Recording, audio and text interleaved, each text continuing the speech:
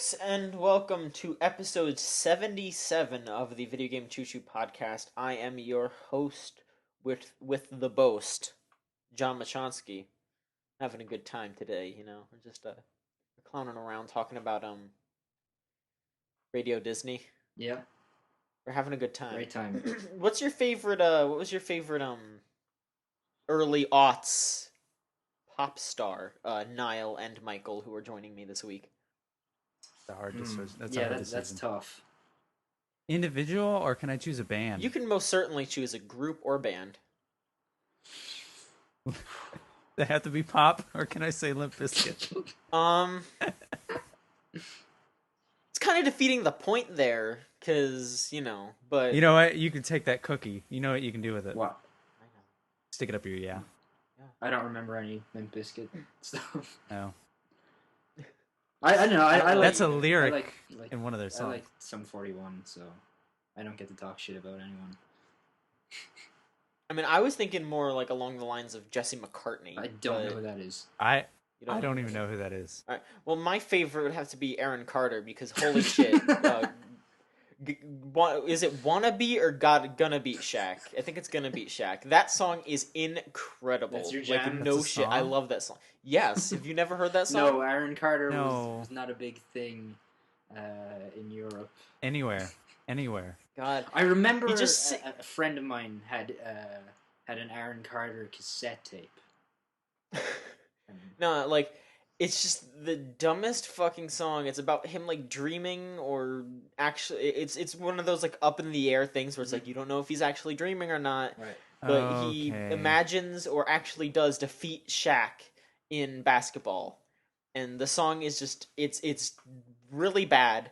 But they played it at a club one time when I was there, and I was the only person who reacted to it. And I was jumping around and like yelling, like, "Oh my god, they're playing this! Holy shit!" And just like nobody else was doing anything, and I was just like, "Y'all fucking suck. I'm the only person who has fun at all. Y'all need to listen to your fucking Lupe Fiasco to have emotions. But I'm having fun tonight." And Aaron Carter beat Shaq, so I think y'all are missing out. So dreams are real. Dreams are Dreams real, do yes, come because true. my dream came true. I partied and had a good time. You might be the only person to ever dance to an Aaron Carter song in a club. Well, guess what? I will wear that with pride. You should. I will carry that badge with me until I die. So yeah, let's maybe we should really better introduce y'all. Lauren's. All right, Lauren's out this week. She's real busy with moving. She's moving house. So we got the three guys here. We got me. We got Niall. We got Michael. Yeah. You know us. You love us. Today. Love Lauren too, but she's not here this week. But you love us too. So yeah, this week I think we have some really important conversational topics. Lots of lots to news. talk We about. talked. Yeah, I mean So much video games. we talked about Radio Disney. Mhm. We got video games on the horizon. Yeah. But I would also like to get in front of another conversation topic that we Oh boy. tossed Serious around earlier. time. Yeah. How y'all feel about the Olive Garden? Okay. I have never had Olive Garden. They Have not. do not have Olive Garden in Canada, and they definitely don't have it in Europe. So I Have you had Italian food before? yes. Okay, now imagine that Italian food, but bad. Okay. And they are constantly trying to give you breadsticks and more breadsticks. Okay. You've been to an Olive Garden. Okay. So it's just a bad Italian restaurant with more Yep. breadsticks. Listen, let me tell y'all something really quick, all right? Okay. Don't try to convert us to the cult of soup salad and breadsticks. No, okay. I'm open to this because I have not Listen. had this experience. Don't want it. You will From- not find a better place to have unlimited soup, salad, and breadsticks. You can get, I mean, the salad's pretty mediocre, I'm going to be honest with you, but I always go for that. It's under $10.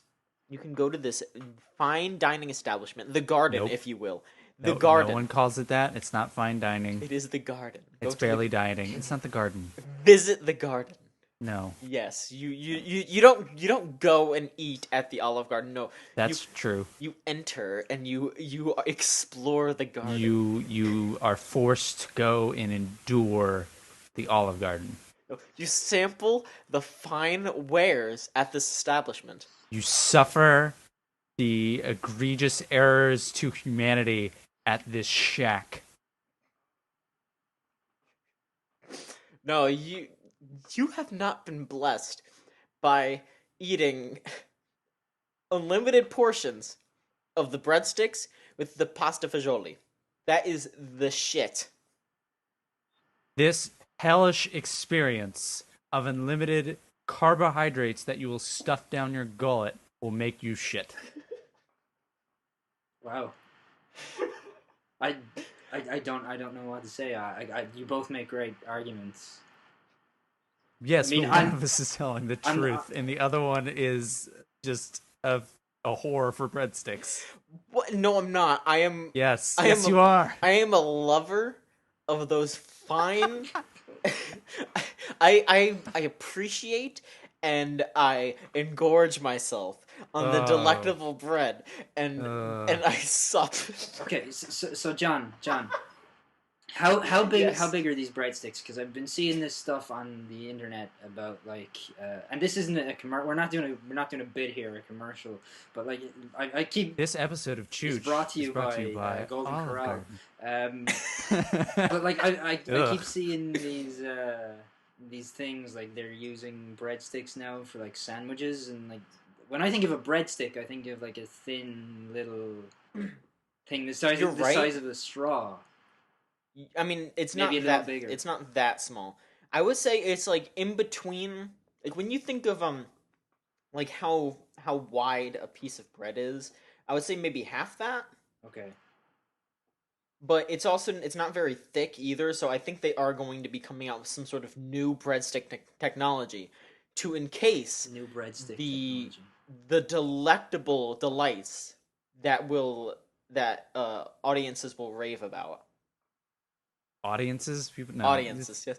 Because you friends. will go to the garden and you are entertained by the flavors that dance along By with the you. ambience of the authentic the Italian ambience. experience that you get at the Olive Garden. Olive Garden, steps away from suicide.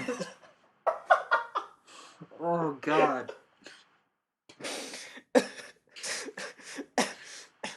No, it's delightful, and you just haven't seen the light. Look, we're gonna have to go to the garden. All right, if we at the Chooch all meet up, we will go to the garden. We will sample their wares. I don't have to because I already know what I need.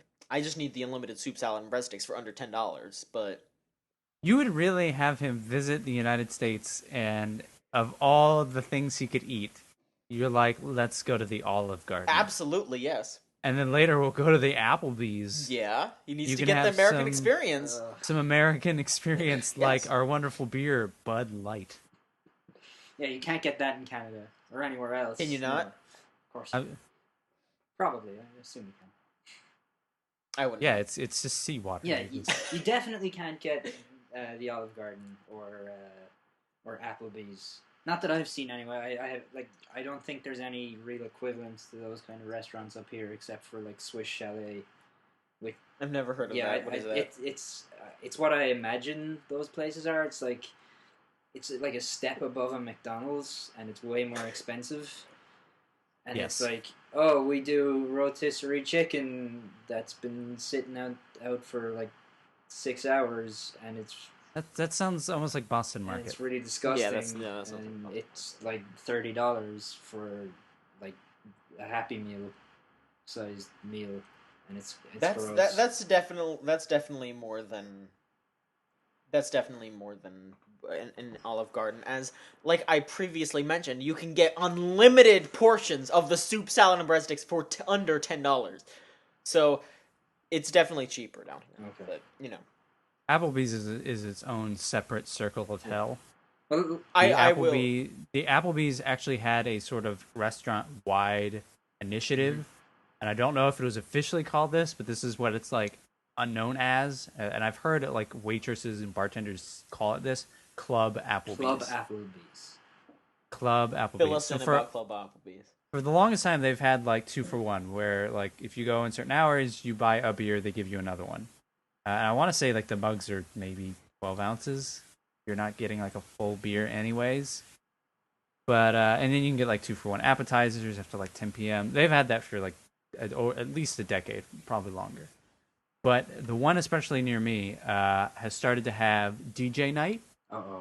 Where and this is in a restaurant. This is not like a club atmosphere. This is a sit-down restaurant. It is not a large establishment. This is a family establishment, and they're just doing this.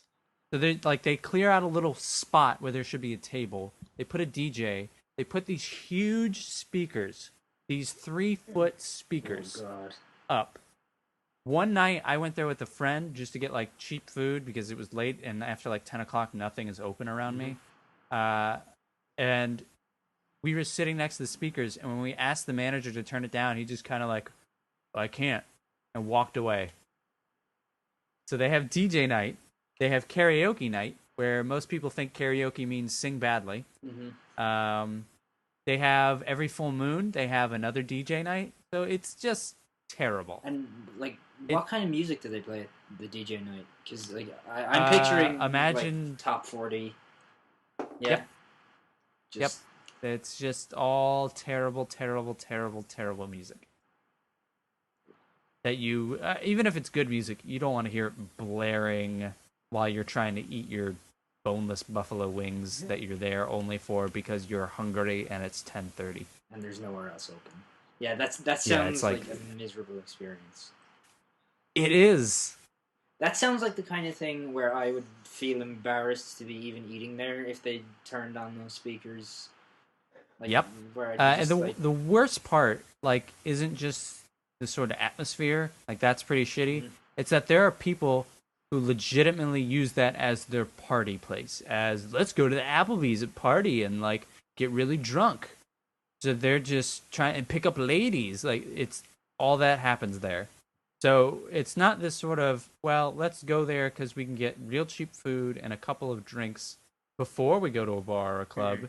People use that as their local watering hole and an actual club and dance next to tables where other people are trying to have a meal. That sounds like hell. It is hell. That sounds like hell. It is. It really is. Like, no bit. That sounds terrifying. No, it's not. Like, Olive Garden's fine, whatever, but fuck, man, Applebee's shit. Olive Garden isn't fine. It is a structure of history. Olive Garden's Red Lobster. It's terrible. John is going to have his wedding reception at an Olive Garden someday. I can see. You think so? See it now. You think I'll be that lucky? I think you'll try, and I think your bride to be he's gonna get shoot you down. I think he's gonna get a Chili's girl. Chili's girl. Girl's like, let's go to Chili's. I love fajitas.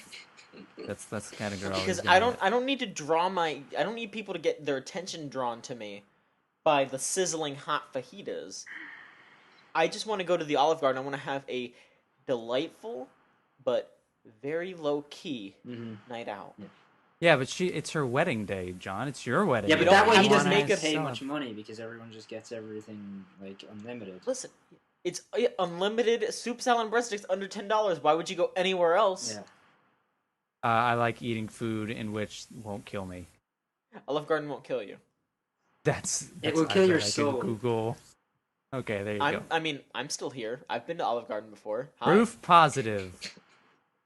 John Wachonsky. Olive Garden kills your soul, eats your soul away, bit by bit. Kind of like the little pieces of breadstick you eat until you realize you've eaten 20 of them and you want to die. They're good. The first two are good. The rest you're just like, oh, they're unlimited.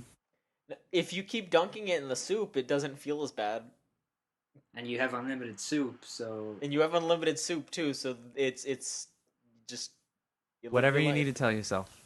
You live your life. So, like, whatever gets you there. Go there and, like, leave... Like, I can picture John, like, leaving, like, a bag full of just breadsticks in his hands. You can't really get it to go.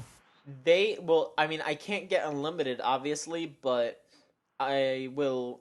They do this. This isn't even something that I have asked them specifically. They just go, "Oh, I noticed that you haven't eaten all your breadsticks. Do you want me to fill it back up and then have you take it to go? And I'll also give you a free bowl of soup too." And Oh, I'm just really? like, They'll do the soup? Fucking A. Yeah, they give me a whole bowl of soup to bring home and a whole thing of Nice. breadsticks to bring Well, home. that's just because you're going there and spending like 3 hours there just eating soup and breadsticks, and they're like, God, we need to get this guy to leave. Like, just give him his next order to go and just get him out of here. Sir, would you rather be at home crying into these breadsticks and soup? Absolutely not. If I stay in public, I won't cry. We'd rather you be at home and crying, sir. We really would. That's a real shame. I thought that once I gave you the money that you would care for me. You've been here since opening, and we're about to close. You've given us 10 different Olive Garden gift cards. All of them had only a few cents on them. Well, people give me a lot of them for presents, but I've used them previously. Clearly, sir. You need to leave. Also, where did your pants go? I don't know. Sir. I don't know. We know we encourage you to get comfortable, but this is ridiculous. Are your pants in the family restroom, sir? Probably, yeah. Are they on the changing table? So we're gonna need you to go get your pants. Can you do it for me? I can't. So, I can't see through the tears.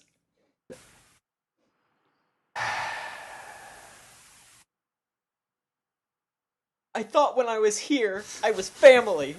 Glad this bit's still going. Is that their motto? When Yes, you're here, your when family? You're here, your family, yes. I'm pretty sure that is not the Olive That is Garden. 100% their motto. Yes, it is. Well, who am I to say I'm that going isn't to Olive to the expert? Garden motto.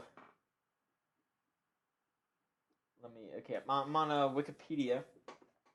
The place to go for all your Olive Garden knowledge. Yeah, let me see here. Okay, yeah, it says... Okay. It says, Olive Garden's original slogan was "Good times, great salad, Olive Garden." we have other shit, but it's, you know what? You're here for a good time and some salad. This was used while their main advertising focus was the unlimited salad. When soup and breadsticks were added onto the unlimited menu item, the slogan was changed to "When you're here, your family." Oh wait, I'm sorry, I was wrong then, because it says the new company slogan, which started in early 2013, was "We're all family here." Wait, what's the difference? When you're here, your family, we're all family here. It's a little more concise. Is that adding like, oh, but the servers are also family? Yes, I think so. Everyone is family. The cooks. Yeah. The cook is a family. The janitor, who is also the cook. Who's also one of the waiters. Because we don't hire enough people. Also, we pay these people like $2 an hour. And you still don't tip, John. I tip. What percent do you tip? 15%. Oh, Jesus Christ, John. Is that not a lot? That's fine. Okay. That's like base. Okay. Well, I mean, if I actually stayed there for as long as y'all said I would tip more. But I'm going up to 17% for the 10 hours I've been here. He goes up 1%. You're welcome. I mean, at least I didn't go for the never-ending pasta pass. I didn't do that. What is the never-ending pasta pass? Last year they had a promotion where you spend $100 and you can just go to Olive Garden at any time within a 7-week period, and they just give you all the pasta you ask for. That sounds terrific. Like, I'm imagining the quality of this pasta is like, you know, like when you go to the 7-Eleven, and like in the freezers there's like this microwave pasta, and it's got like this shitty dried like sauce in it, and like lumps of what is supposed to be chicken but is clearly rubber. And you heat that up, and it just tastes like sadness. Like, that's what I imagine. I thought you said I thought you said you hadn't been to Olive Garden. It sounds like you've been there. Okay, so it's just what you... Yeah, okay. 'Cause you even got the sadness that it tastes Yeah. like you gotta Just add in there. disappointment and sadness, and This isn't true. This is not true because you you eat have it not alone in the experienced. dark at like 2 a.m. No, because because you're hungry. Olive Gardens are very well lit. Are they? I imagine them being like really dark with like No. just enough lighting that you can see and find your way around. No, it's well lit. It's the souls of all those who enter that feels so dark. Okay. So just Yeah. like the general atmosphere is just crushing and depressing and just morbid. Yep. Well, It's like a birthday party for some 12-year-old happening over there. Like, oh, all right, yeah, this is the place to bring a 12-year-old to have his birthday party. Great. it's no Golden Corral. Golden Corral is more for that. Yeah, there's no chocolate fountain at the Olive Garden. I think I had a birthday party at a Golden Corral one time. That explains so much. It kind of does. I had when I graduated. I want to say when I graduated middle school. We went to the Cracker Barrel. You celebrated graduating middle school? Yeah, You made it, John. Cracker You Barrel. made it. at the Cracker Barrel. Yeah, do you know what a Cracker Barrel is now? Not really. It is a... Oh, man, Cracker Barrels are their own thing. Like, I imagine it's sort of like an IHOP, and it's like mostly like pancakes and stuff. It's... I you mean, have the sort of... They do have breakfast food there, but it's more just like like when you think of like a country home cooking place, it's they're trying to do that. Yeah, Okay. but they also, when you enter, they have a store. There's a Like, gift shop. There's a gift You shop. walk through... Yeah, you walk through the cheesiest, shittiest... I say that as a person that lives in Florida. You walk through the cheesiest, shittiest gift shop in It a looks Cracker like Barrel. a saloon, but bad. Mm-hmm. And they just have like fucking. You might be a redneck if calendars and. Like, If you were peg born in games. 1966, you'll remember all this in this book. But like, why does it like a family restaurant need a gift shop?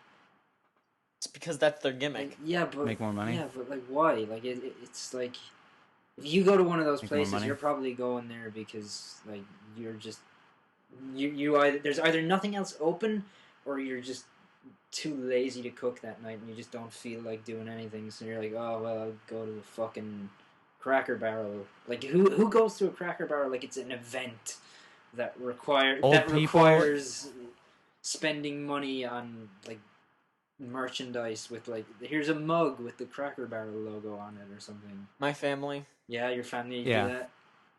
Yeah. Suburban families my- and old people. My gift for graduating middle school was a Wii Fit. Okay. That's actually Yeah. kind of cool. Yeah. Well, you I didn't really you use need it if you're going to Cracker Barrel. I every guess day. so, yeah. I mean, I didn't really use it when I was a kid, but now that I'm older, I kind of wish I still had it. It's now, because, like, back then I was just like, oh, well, I guess I'll just go run around with my friends outside. I don't need this. But then now I'm like, well, I'm too sad to go outside my room. So maybe I need something so that I don't like have some sort of coronary. Also, it's hot outside. Also, so it's hot. Yeah, who the fuck goes outside? exactly. Cracker Barrels are their own like set of insanity. It's not as bad, the food, but it's like a weird. It sells like old timey candy, and like down here it sells like not local but nearby college stuff. So it's like, yeah, you can get the University of Florida Gators on a T-shirt. Yeah, What? they Why- sell why that would here I- too, up here. Why would I fucking get that here? Like, oh yeah, I need this T-shirt with the Florida Gator logo on it. Great, thanks, Cracker Barrel. You could just buy that at Walmart. You Yeah. can buy that on Amazon. You can buy that anywhere. Why would I need to go to Cracker Barrel? It is literally like it is for grandmothers to go there and be like, oh yeah, it's Timmy's birthday. He loves the Gators. Like, no, ma, I went to FSU, not UF. Here's a Yeah, Gator and shirt. like it's very much an old person's place because the other thing that they advertise at Cracker Barrel is they have like chess boards out front, so it's Oh, supposed to be God. one of those things where it's just like Checkers. or checkers, excuse me. Yeah, they have checker boards out front, so it's just like you can stop on by and play checkers out front. On rocking chairs. Yeah, on fucking rocking chairs. Yeah, it's And they're supposed to be. big checkerboards. They're like on cloth mats, and they're these huge plastic checkerboards. It sounds like the kind of place that is like really busy on a Sunday at like 11:30 Yep. a.m. after Yep. church gets out. Yep, Yep. 100%. You sure you haven't been to a Cracker Barrel? I'm pretty sure I've never been to a Cracker Barrel. I'm pretty sure we don't have them up here. You seem to be pretty good at nailing a restaurant. I have a very vivid imagination. There you go. Seem very good at nailing at the horrible, horrible corners of American culture. Yeah, and I've seen the commercials because we get like the American network TV channels up here because we get all the Buffalo shit. So I see the ads for like Golden Corral and IHOP or whatever all the time. And Golden Corral is pretty rough. It all just looks miserable. It all looks like Golden Corral the sort of place I really never want to go to, ever. Yeah. Golden Corral is the Waffle House buffet. Okay. Oh, Golden Corral is a buffet. Yeah, Golden Corral. So it's like the Olive Garden. The Olive Garden is not a buffet. No, is that only some stuff is all you can eat? Only some stuff is unlimited. Okay. Everything at the Golden Corral is unlimited, but you don't want to eat any of it, so... No, unless you like stomach flu. Yeah, unless you want to have the diarrhea. Is Golden Corral the fish place, or is that something else? No. That's something else. I mean, maybe are you thinking about Red Lobster? Yeah, maybe. That's not a buffet, but it's the same sort of restaurant. Like I always see. Red Lobster is the seafood equivalent of Olive Garden. Like I think it's owned by the same people, even. Yes, I believe so. Okay. Anyway, we just talked about American food, shitty food establishments for like 20 minutes. For like 25 minutes. Yeah, so we did good. This bit went on long. It was good. It wasn't at all like we rehearsed it. But it was good. So I'm kind of hungry. I ate before I came on so here, did I. so heh. So did I. I'm still hungry. I got extra chicken from Popeyes because they made me wait. There you go. I got extra sweet and sour sauce packets from, or excuse me, Polynesian sauce from the Chick-fil-A. What is Polynesian sauce? It's sweet and sour sauce. Okay. But they call it Polynesian because maybe someone has a trademark. I don't know. It's Chick-fil-A. They're weird like that. They are weird. Yeah. Anywho. Okay. Let's talk about video games, everyone. What are those? They are what you do to pass the time in between going to food establishments. They are the things that haven't come out all year. Oh, those things. Yeah, those. Yep. Okay. We haven't really been able to play any new games because everyone's busy and broke, it seems. Lauren did get a copy of Hyperdimension Neptunia U. Well, I guess we'll talk about that next week. Mm-hmm. But for now, let's hear what we all played. How about we start with I don't know who did we start with last time? I don't know. Does it matter? I don't know. All right, then I'll just eeny meeny. Oh fuck it, Michael. You want to talk about what you played?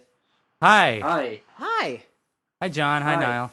Hi. Wow. I'm gonna talk about what video games. That's very nice of you to share. I love video games. I've been still going through my 360 backlog, so right now I'm on Forza Horizon. That's a good game from what I've heard. Yeah, I had played a good chunk of it before. I'd say at least half, but now I'm really enjoying it. Where I didn't enjoy it as much before. Before I just was like, "Yep, this is Forza, but with an open world." But now I think I get it a bit more. I have an editorial that's coming up where I'm going to talk about some of the games I've been playing that I don't really get to talk about at length because they don't matter. Like, say, Forza Horizon. Well, that sounds cool. So I'll talk about that more, this game more there. But it's cool. I'm glad I dipped back into it. I thought I was going to play it and be like, yeah, this is Forza, but this is really good Forza. So, what other Forzas have you played? All of them but one, and Forza Horizon 2. I haven't played that either. I started with 2. I played that when I really didn't have anything else to do. Like, the situation I was in, I didn't have anything else to do. So I played the hell out of Forza 2, and I love that soundtrack. I love that game. That really got me through, like, the really boring times. The times, yes. Yeah, so... and then I played 3, and then I played 4, and maybe I skipped 4. I might have skipped 4. And then I played 5, and then I played that Fast and Furious thing, and now I have this. Nice. Yep. What else you got? I started playing a little bit of Dwarf Fortress again. Uh-oh. I haven't gotten deep into it again and trying to remembering, like, how do I farm? So I'll need to... I've been reading through my little textbook, so hopefully I can dig deeper into that. Into the fortress. Yeah, I updated my... There's something called... I forget the real full name of it. It's something called the Noob Pack. See if I can look it up real quick, the full name. It's the game itself, and it's also the... like a... I forget what you call it. It's a graphic replacement, something that you can put over the ASCII art of the original game and make it where, oh, that's a cat instead of just the letter C, and stuff like that. So it really helps when, especially if you're new to the game. That just helps being able to understand, like, wait, where did that dog go? What do trees look like? It helps kind of visually understanding the game. Okay. Can be a pretty big hurdle. And then what else have I been playing? It hasn't been much. Been kind of busy. Yeah. I started playing about 10 minutes of Smite on the Xbox One. Okay. It's in closed beta right now. I got a code to get into it. What's that? Is that an MMO? I'm going to say the word MOBA. Okay. And everyone's going to shut off their brains, but you shouldn't. No. It's not like Dota and League of Legends. It is where it is. It's still a MOBA, but it's all from the third person, like behind the character that you're controlling perspective. More like a Monday Night Combat kind of deal. Yes, that kind of perspective. So it kind of, just that perspective change, I think changes the feeling of the game, because absolutely it does. Like when you give somebody a controller or even a keyboard and mouse and say, this is what the perspective is, you kind of get like, oh, if I aim the reticle, like, oh, if I need to run away, I just hit the back button. Like, it's a quicker understanding of this is how I play this game, rather than Dota, where the very basics of, like, wait, how do I control the camera? What's the best way for me? Should I use arrow keys? Should I scroll to the edge? Like, yeah, RTS controls like that don't always, unless you really practice them, don't go well with speed. Mm-hmm. If you're jumping into the game, it's kind of difficult. Right.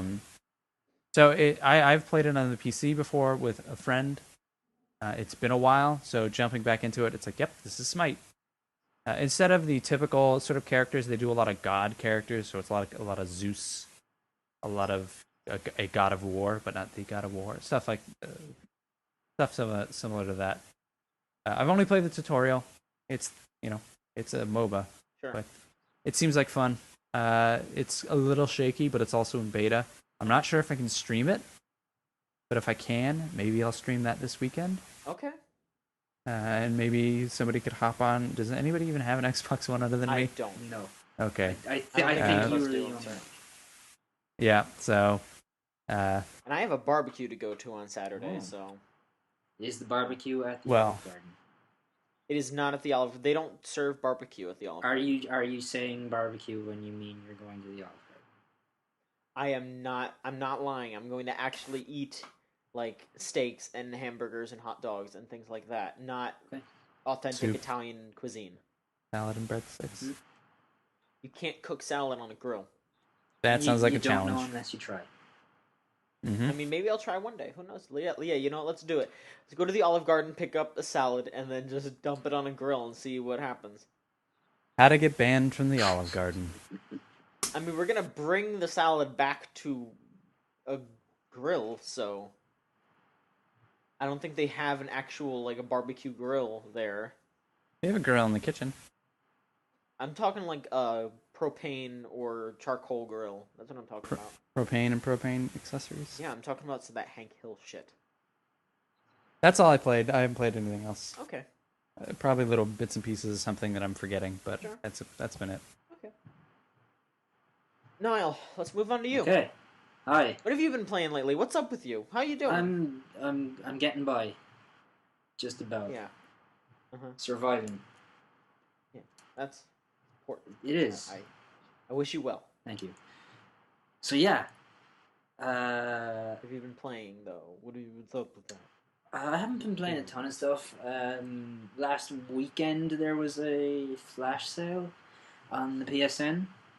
Right. So I went and I picked up Injustice for $5.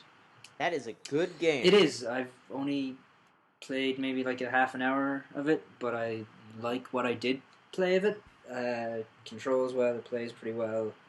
I think it's pretty easy to like get to grips with some of the nuances of that game that are maybe a little different to like Mortal Kombat or whatever. Definitely. I mean, it's everything that makes it different from Mortal Kombat is it's similar to just like a Capcom fighting game kind of thing where it's just like, oh, hold back to block and all that. It's easy to figure out. Yeah, it's really simple to figure out. And I like the environmental stuff. I think that's a cool feature.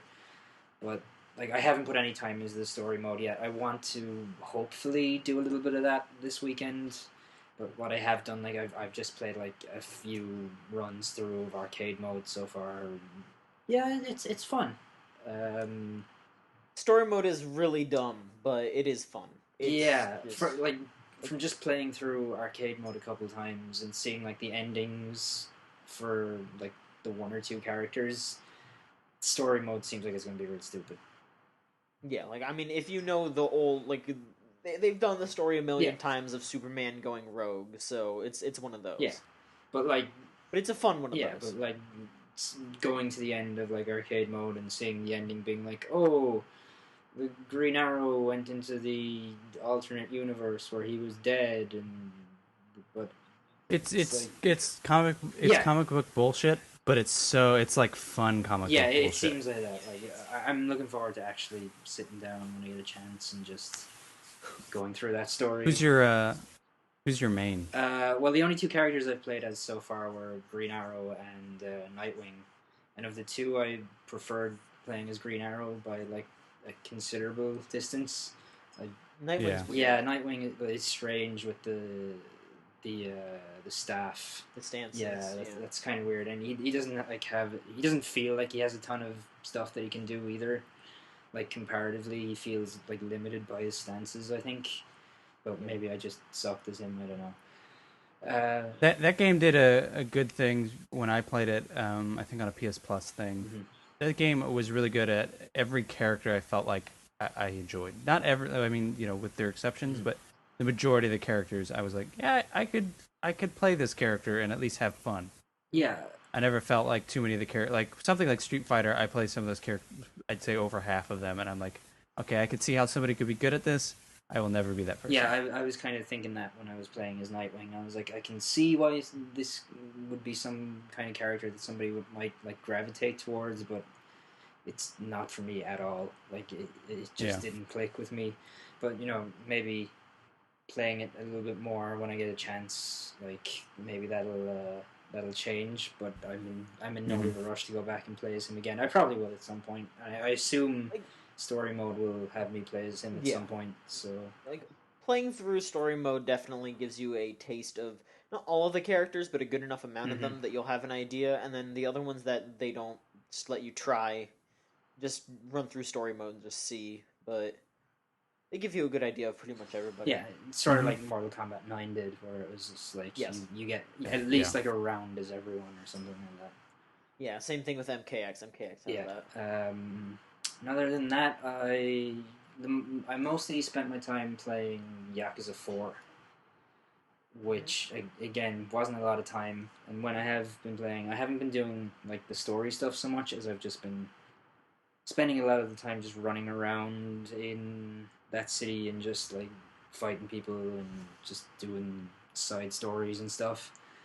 But I still really like that game. I think it's absolutely crazy and it's really weird.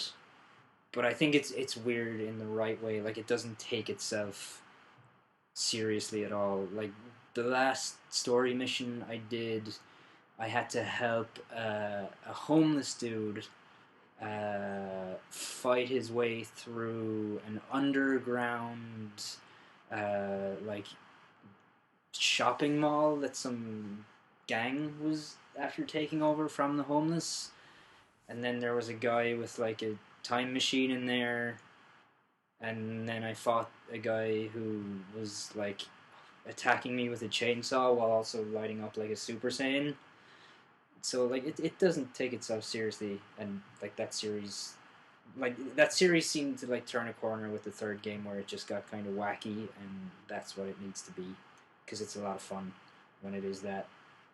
Yeah, it's really stupid. Like, oh, this building blows up, and now there's money pouring out of the sky, and like things like that. It's fun. I really like those games, and I like that was the last game I bought before I moved here, and so I never got a chance to really finish it.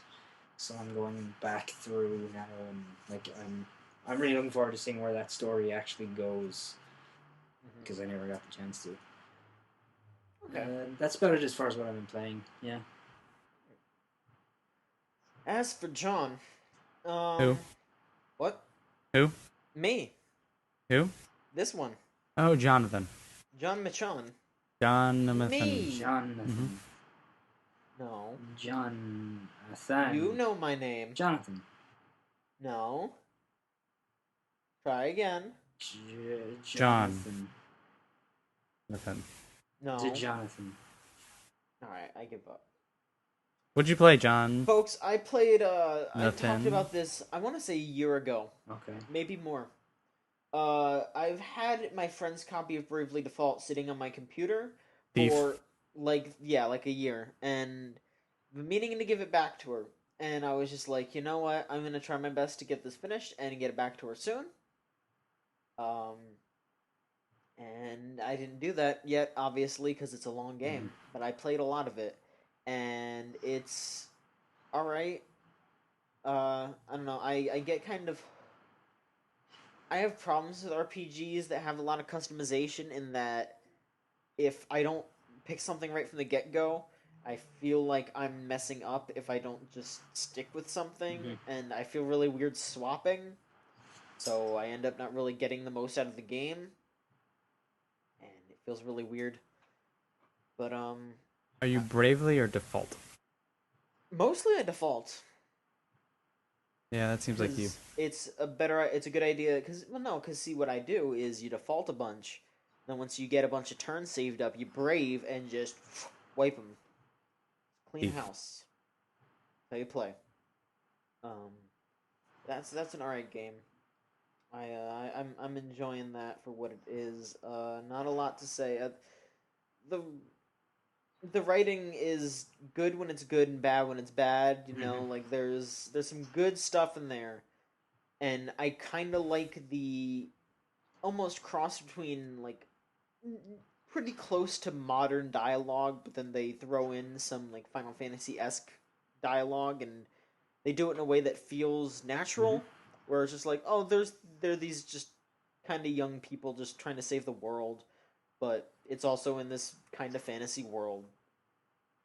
So they're not going to talk like, oh, like they're not going to talk like a friggin' harum, but... What? Wait, I didn't, my headphones unplugged. What? Say that again? Oh, I just said that, they're not going to talk like a dandy, like a kind of guy, but... Oh, okay. From that game. Sure. From the Dandy games. Yeah. Dandy line of games. Right. But, it's not terrible yet. I've just, like, the main reason why I dropped it, like, a year or so ago was because people were telling me that you have to replay large swaths of that game due to time travel shenanigans, and that just reminds me of how much I hate the argument that, like, RPGs or any game in general has to be long.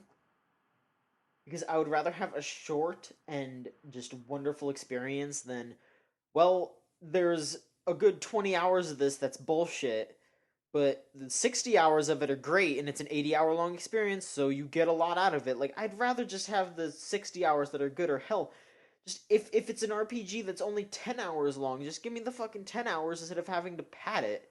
Like, I hate games that I hate the argument because it's so obviously because people complain about it that they still do this. Well, it's like The Witcher, where you had some reviewers saying, "Oh, I beat it in 60 hours. I beat it in 80," and I think Kevin Van Ord at GameSpot said he beat it in about 100. It's like, do you really want somebody who, for like a game like The Witcher, do you want somebody who just like ran through the story, or do you want somebody who played a video game like the design intended it to be played? Yeah, like it's not fair to reviewers A and B. I don't think it's fair to just average people either because No. nobody has that much time. Yeah. The only way you are going to have that much time is if you're like on summer break from school or you don't have a job or something like that. Like most people like have things going on and can't dedicate 100 hours to. Yeah, and like that's fine for Yeah. people like that, but I think some of it is because people will choose these games as their only game. That's It's true, their yeah. Call of Duty, it's their Madden, It's their thing. it cheats them out because, oh, I'm paying $60 for a 200 or 80-hour game, sure.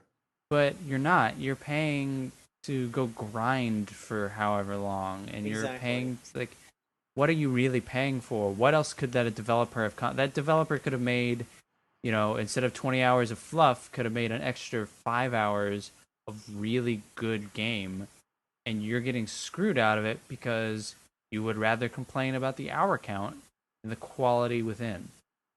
And There is a point where a game is very short and they're asking for a lot of money. Like I do understand that complaint, but I would still rather just have such a great experience or make it something that's replayable that you want to play through again to get better at it. Like for example, like Metal Gear Rising. I bring that game up a lot when people talk about shorter games because that game is shorter, especially for a big $60 release like at that time, but it was so replayable. You had all the different unlockables, all the different weapons, and stuff like that makes a classic. Like I still love that game. I still want to go back and replay it, but like I'm never gonna want like a lot of people say, "Oh, I replay Persona 4 a lot." Like I can't understand why you would want to do that. Like I love Persona 4 to death, but that's so much time that I have to put into it, and I don't have that kind of time. A and B, like there's so much of that I like remember, and I don't want to just like, oh yeah, I remember this part. Yeah, I remember going through this, and it's just like it'd be fine to like it would be okay to relive that stuff if I didn't have to do all this grinding in between. Like, yeah, I want to go back and see the festival, but I gotta play 30 hours to get to it, and I gotta grind a whole bunch and level up and equip all this shit. So it's games like that. I understand the appeal if that's your only game, but at the same time I would rather have better content and just a more polish instead of, oh, here's a 200-hour game and most of it is just me killing the same enemy for hours and hours. Yeah. I think a lot of it comes from people who would complain about that stuff for so long. Absolutely. And this is what you get. Mm-hmm. But yeah, I hope at least that Bravely Second doesn't have that because that's coming out pretty soon. I think in Japan. Yeah, I think it's coming out this summer. I think it should be sometime this year. Yeah. That this conversation does remind me of one other thing I've been doing. I've been watching through the Double Fine Adventure documentary. Mm-hmm. Oh yeah, on YouTube. About that. Yeah. Yeah, that is. It's a lot of it's come out. I think there's over 20 episodes. Yeah, I think it was originally just a backer only thing for the Broken Age Kickstarter, but if you want it in HD and if you want it not on YouTube and you don't feel like ripping off YouTube, you can still buy it. I've just been watching each chunk. I think I'm up to episode like 17. And they're about 20 minutes each. If you consider yourself like an enthusiast or you consider yourself like you want to be a member of the press, or you just want to understand video games better, you should watch that, because step by step you understand that how video games are made. The push and pull that developers really do want to make good games, but that's not always the option, or that, seeing the scenes when they split Broken Age into two parts, like why they had to do that. Seeing them essentially say, Kickstarter made part one, and we're going to use all of the sales from part one to make part two. Like they kind of sacrificed all the money from part one just to finish that game. Like and then just at one point in one of the episodes, Tim Schafer brings out the marketing book for Psychonauts that Microsoft gave him, and the 12 focus groups that they went through, and all the feedback from that. It's just fascinating. Of just, oh, this is how games are really made. Okay, this is why games like almost never come out. I see. Like, I don't know how any of them ever come out. It's just ridiculous. Why a lot of really promising looking ones can come out like neutered or just not great. Yeah, I'm just surprised there are as many good games as there are. Exactly, That tells you that it can be really easy to just assume this industry is a bunch of greedy publishers and greedy developers, but no, in reality, these people are putting together with a lot of passion pretty good video games, even not the good ones. Mm-hmm. Like, it's fascinating. Absolutely. So, but go ahead. The only other thing I can think of that I played was Oh, okay. The only other thing I really thought I played was I dug up I was just going through my closet trying to gather some things here and there and I found my bag of Game Boy Advance stuff. Yeah. And I dug that up previously and I just, look it up, but I found out my GBA SP still worked. And I popped in my copy of Pokemon Blue in there, and I had like Pokemon on there, and I just looked through that, and I was like, "Fuck, man, I should just make a new game on this," and I did, and I'm playing through it a little bit. I'm not far at all in it. I just got to Pewter City, but I mean, I played it for maybe an hour or so before recording, so I am. Who's your starter? I'm Charmander. Ugh. Why? Ugh. Because Squirtle is the best one. Squirtle's pretty good, but I Charmander is like hard mode. Sure. It is. You not know that? No, I mean, I know. The first one's rock, and that one's hard, and the next Yeah. one's water, and that's hard. Yeah, sure. But I mean, Squirtle's if you know how to do it, it's not hard mode because you just catch good ass Pokemon and you go for it. Squirtle's better. Squirtle's pretty good, but no, it's especially strange though. It's not really strange. It's more just something that I'm kind of reflecting on. In that when I was a kid, it took me ages to get from like town to town catching Pokemon. I was always so excited about that, and now I'm just like I know that by the back of like I'm pretty sure I could play that game with my eyes closed now, and like I don't know how to feel about that because like yeah, like as a kid I remember being like, man, Viridian Forest is so daunting getting through this, and then I played through this and now I just fucking whatever. Like, oh, if you take this path, you walk through less grass. Don't worry about it. And I collected all the items without even thinking about it. I was like, yeah, I remember that this was here, this was here, this. I was like, all right, whatever. I don't know what I'm gonna catch though. Like my party right now is I tried to go for some weird Pokemon, so I have a Charmander, and then I have a Spearow. But I'm gonna trade that when I get to Vermilion, and I'm gonna get a Farfetch'd, and I'm gonna keep that, and that's gonna be nice. that's gonna be my flying, and I at least I hope Farfetch can fly. I think so. He can cut. So, I know that. Obviously, Farfetch can cut, but I think. Yeah, he can. Oh yeah. Yeah. That Farfetch can cut. Yeah. And Ugh. I have a female Nidoran. Nice. I'm gonna go Nidoqueen on that. Nidoqueen's cool. And then I don't know, maybe I'll pick up a Wigglytuff because I think Wigglytuff can't surf. I don't think. Maybe not in those early ones. I don't know. I know. I do remember the weird Pokemon that could learn surf back then was Tauros. Tauros can learn surf. Sure. But I don't know. I'll still swap out some stuff later on. Like I'll want to have a weird team though by the end of it. I'll definitely keep the Farfetch'd around, but I don't know if I don't know if I even keep Charizard. I'll be like, yeah, I got a friggin' Vileplume and A Lickitung. Yeah. Yeah. Oyster. Just a Porygon. Pokemon that. Yeah, Porygon. Fuck yeah. Yeah, Mr. Mime. Yeah. I use a Porygon Z in like current gen stuff, so I really like Porygon. I'll probably have Porygon on my team. Maybe my electric type will be Jolteon, even though Jolteon fucking sucks. Mm-hmm. The Eevee evolution sucked until like Gen 4. Yep, they only had like one good move. Yeah, they were really bad for a long time.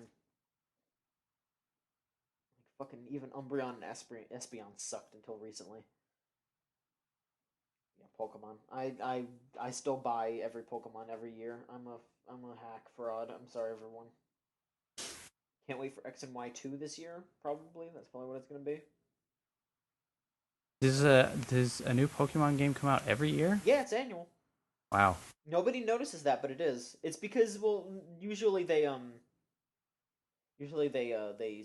not every time, but every once in a while they'll switch to a remake, so people don't really notice. Yeah. It. But yeah, it is annual. I tend to ignore it until they seem to have really done something with it, and then I come back. I mean, have you played X and Y or? Yes. Okay. Yeah. Yeah. It was like Black and White, and then I skipped Black and White 2 when that came out, and I did play X and Y. Like I don't skip everything, and sometimes I probably play 2 in a row, but I think I think just getting one per gen is a good idea, but I would say wait until the last game or the remake for each gen, because like Heart Gold and Soul Silver, I think is still the best Pokemon game made. Period. That is phenomenal. Like, you mean Yellow? dude, Heart Gold and Soul Silver. Holy shit, those games. For real, like.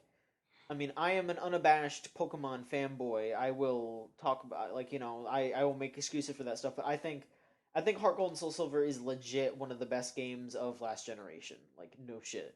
Oh, you're crazy. I don't think I am. I think I think that's completely true. I think those games are Gold and Silver are already one of the best Game Boy games, and they improved upon that like tenfold. I don't think it's crazy to say that is maybe the best DS game. Maybe. You know what would be really good? What? A Pokemon game on the Wii U. They're not going to do that. I know, but I mean, unless you're talking about like what they did with Pokemon Coliseum, and that wasn't great. You know what would be really good? What? A Pokemon game on the Wii U. Well, imagine if the map was on your Wii U screen. What if they just made a? What if your team? Oops, they already are. What if your team was on your? What if you could have multiple screens on your screen and your team could be down there? You would never have to pause the game. You could just look down and rearrange them. Honestly, I think they should just do that with the 3DS versions because they should. They don't, I'm surprised they haven't done that already. I don't know. Whatever.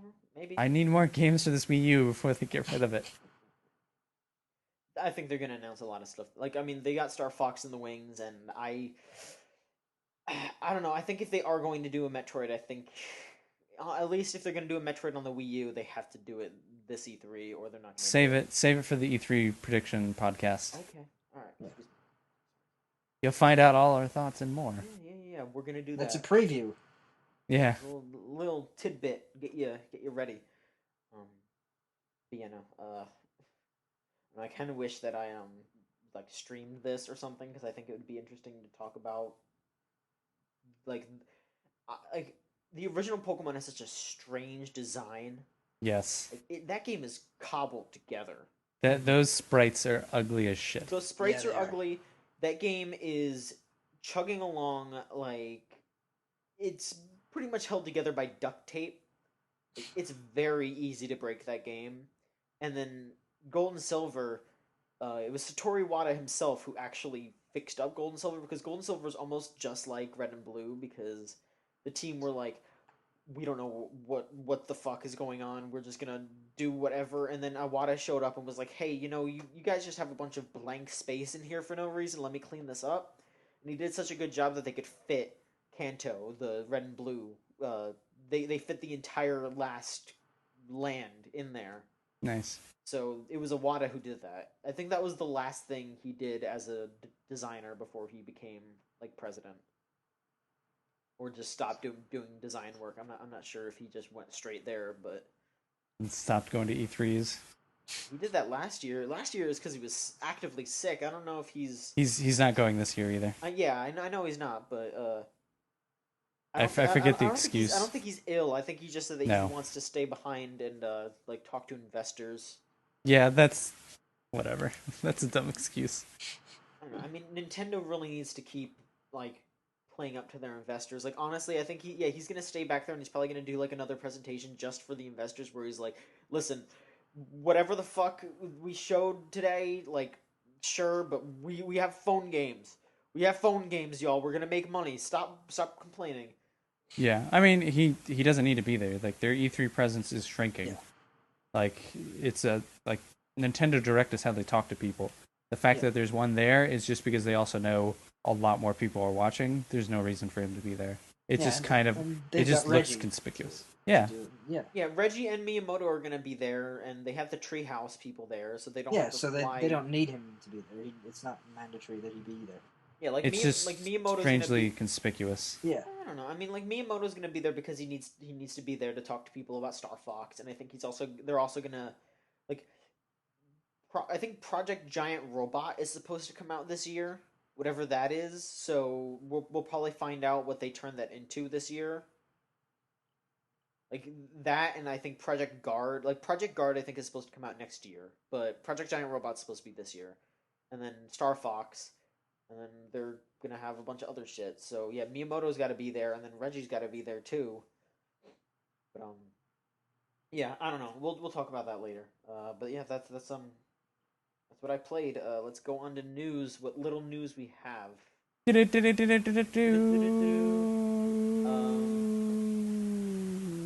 gonna talk about Nintendo. Let's get this over with real quick here.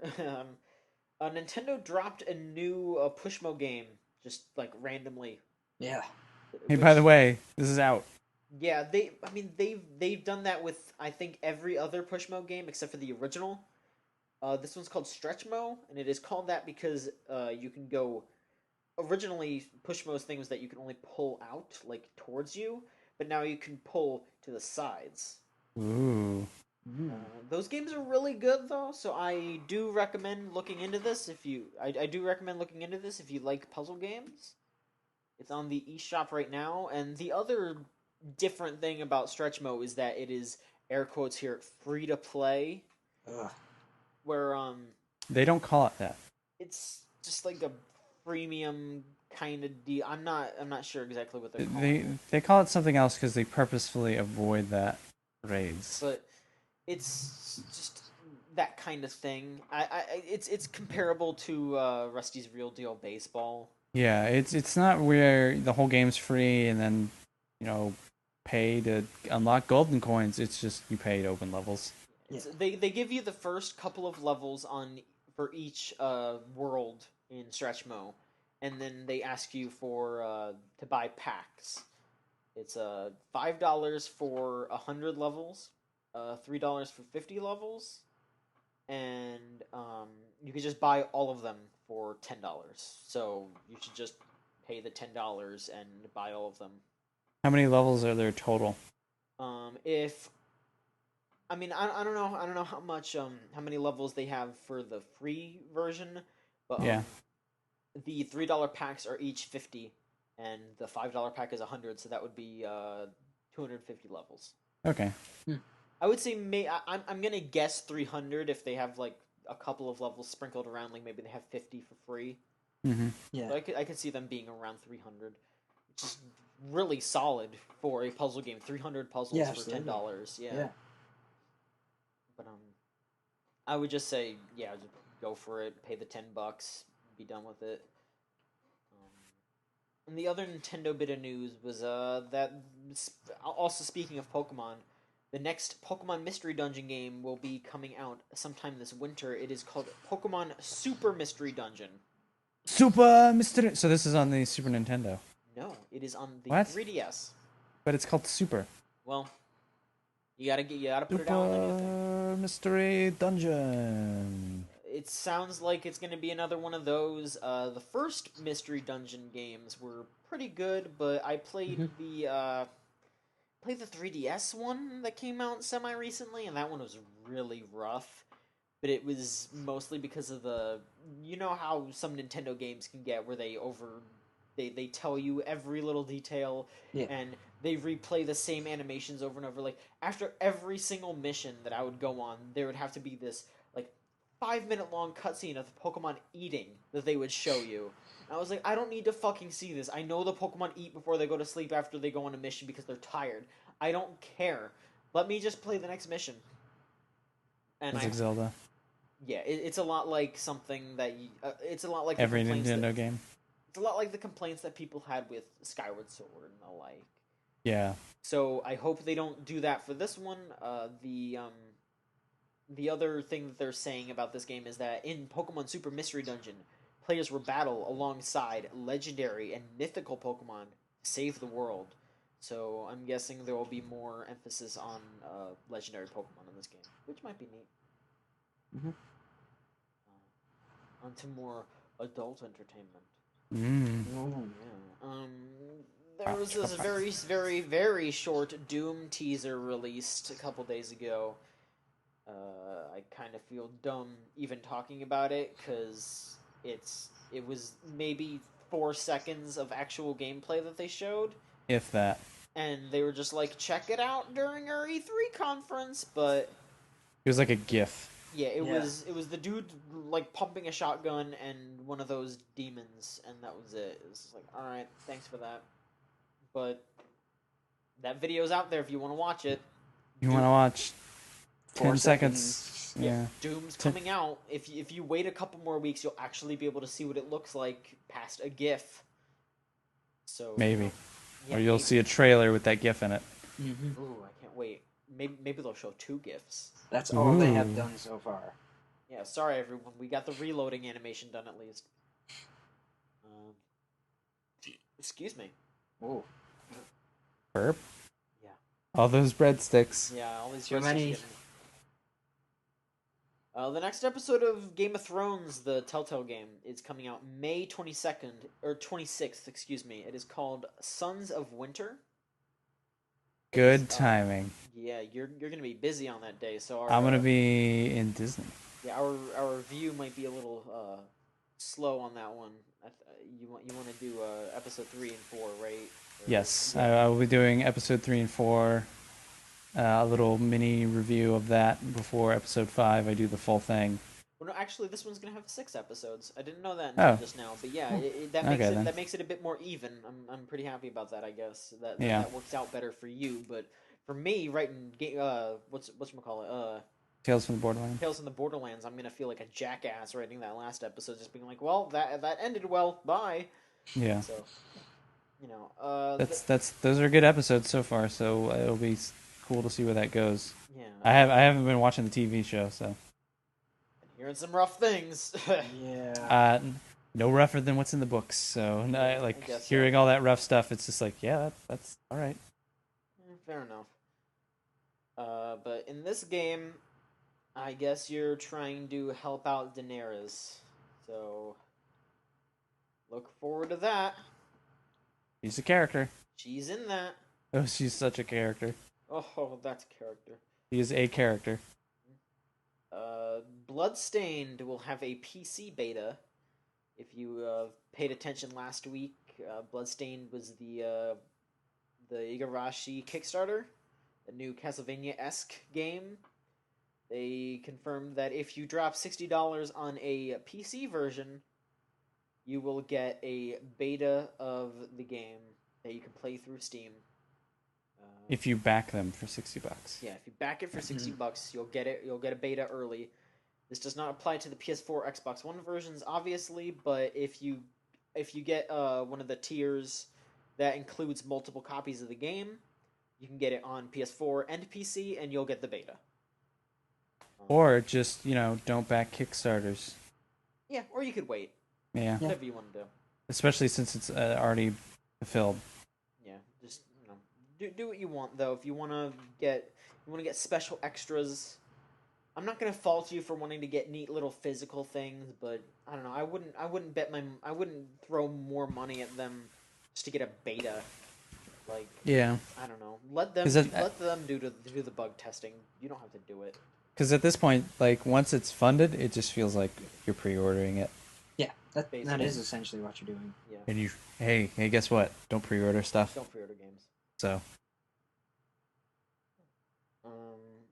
There's a new Street Fighter V trailer a couple days ago, and it was for M. Bison.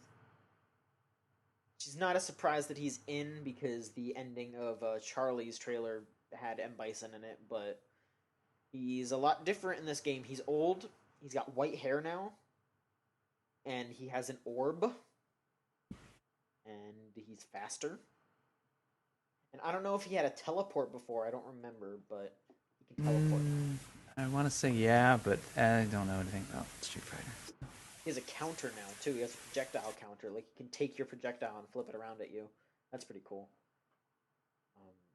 But, he looks neat. Yoshiro Ono, also talking about future characters, said that it was a character that we have... The next character trailer that we're going to get is a character that we haven't seen in a while.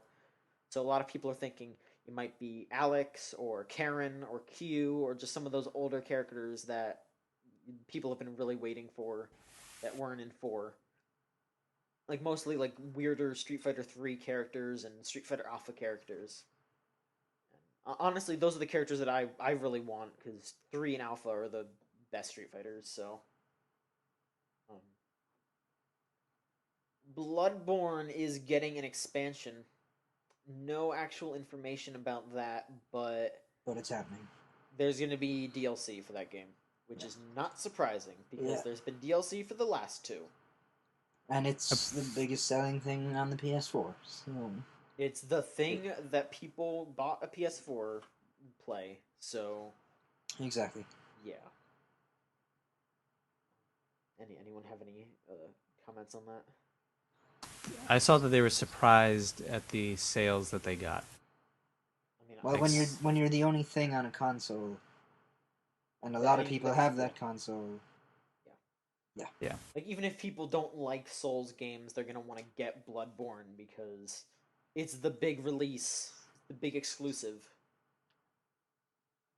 I mean, I still see a lot of people complaining about it not being on PC, but at the same time, a lot of people bought that PS4, and a lot of people have just been waiting for something, and this is something. Yeah, it's good that they're doing this, and I'm glad to see that something like that can exist and get not just exist and like be put out, but it can also get support. Yeah. And maybe we'll get, off the wall kind of games that we used to get from the mid-tier publishers that we don't get anymore. I definitely want to see more weird stuff like that. Like, Bloodborne is, or just Souls games in general, remind me of those mid-tier games. Like, Bloodborne's obviously gone beyond that now with the Sony backing, but just the last couple Souls games definitely remind me of something that, back in the PS2 era, that's exactly what they would have been. Yeah. So everyone clamoring for more Shenmue stuff should be happy if they have a vinyl player, because there's going to be an official release of the Shenmue OST on vinyl later this year. Same thing with Streets of Rage, that old Genesis standby.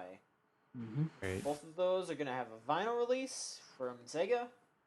Because that's what Shenmue fans want, is a vinyl soundtrack release. Yeah, everyone's going to want to listen to that music, and they're going to wish that it was in a game, but nope. Oh well. Last two bits of news are probably the big pieces of news that happened this week. Big news? Yeah, these are the big news. Show me your big news. Casey Hudson, who's the director of BioWare, left in August of 2014. But now he has been hired as creative director of Microsoft's HoloLens project. Yes. Michael, you reported on this if you want to talk about it. Sure. Casey Hudson was actually with BioWare for over a decade. Wow. So he's worked on KOTORs, he's worked on, I think, every Mass Effect game. He's had some hand in a lot of their bigger titles. And went to Microsoft and is going to be working on HoloLens, but he was also kind of quoted as saying that that's not the only thing he'll be working on. He'll be working on other stuff, which he made it sort of sound like he'd be working on video games as well. I don't know if that means video games for the HoloLens or other video games. Yeah, who knows? The HoloLens looks neat, but for those who don't know, the HoloLens, instead of VR, it's more like AR, augmented reality, where you can still see the things that are around you.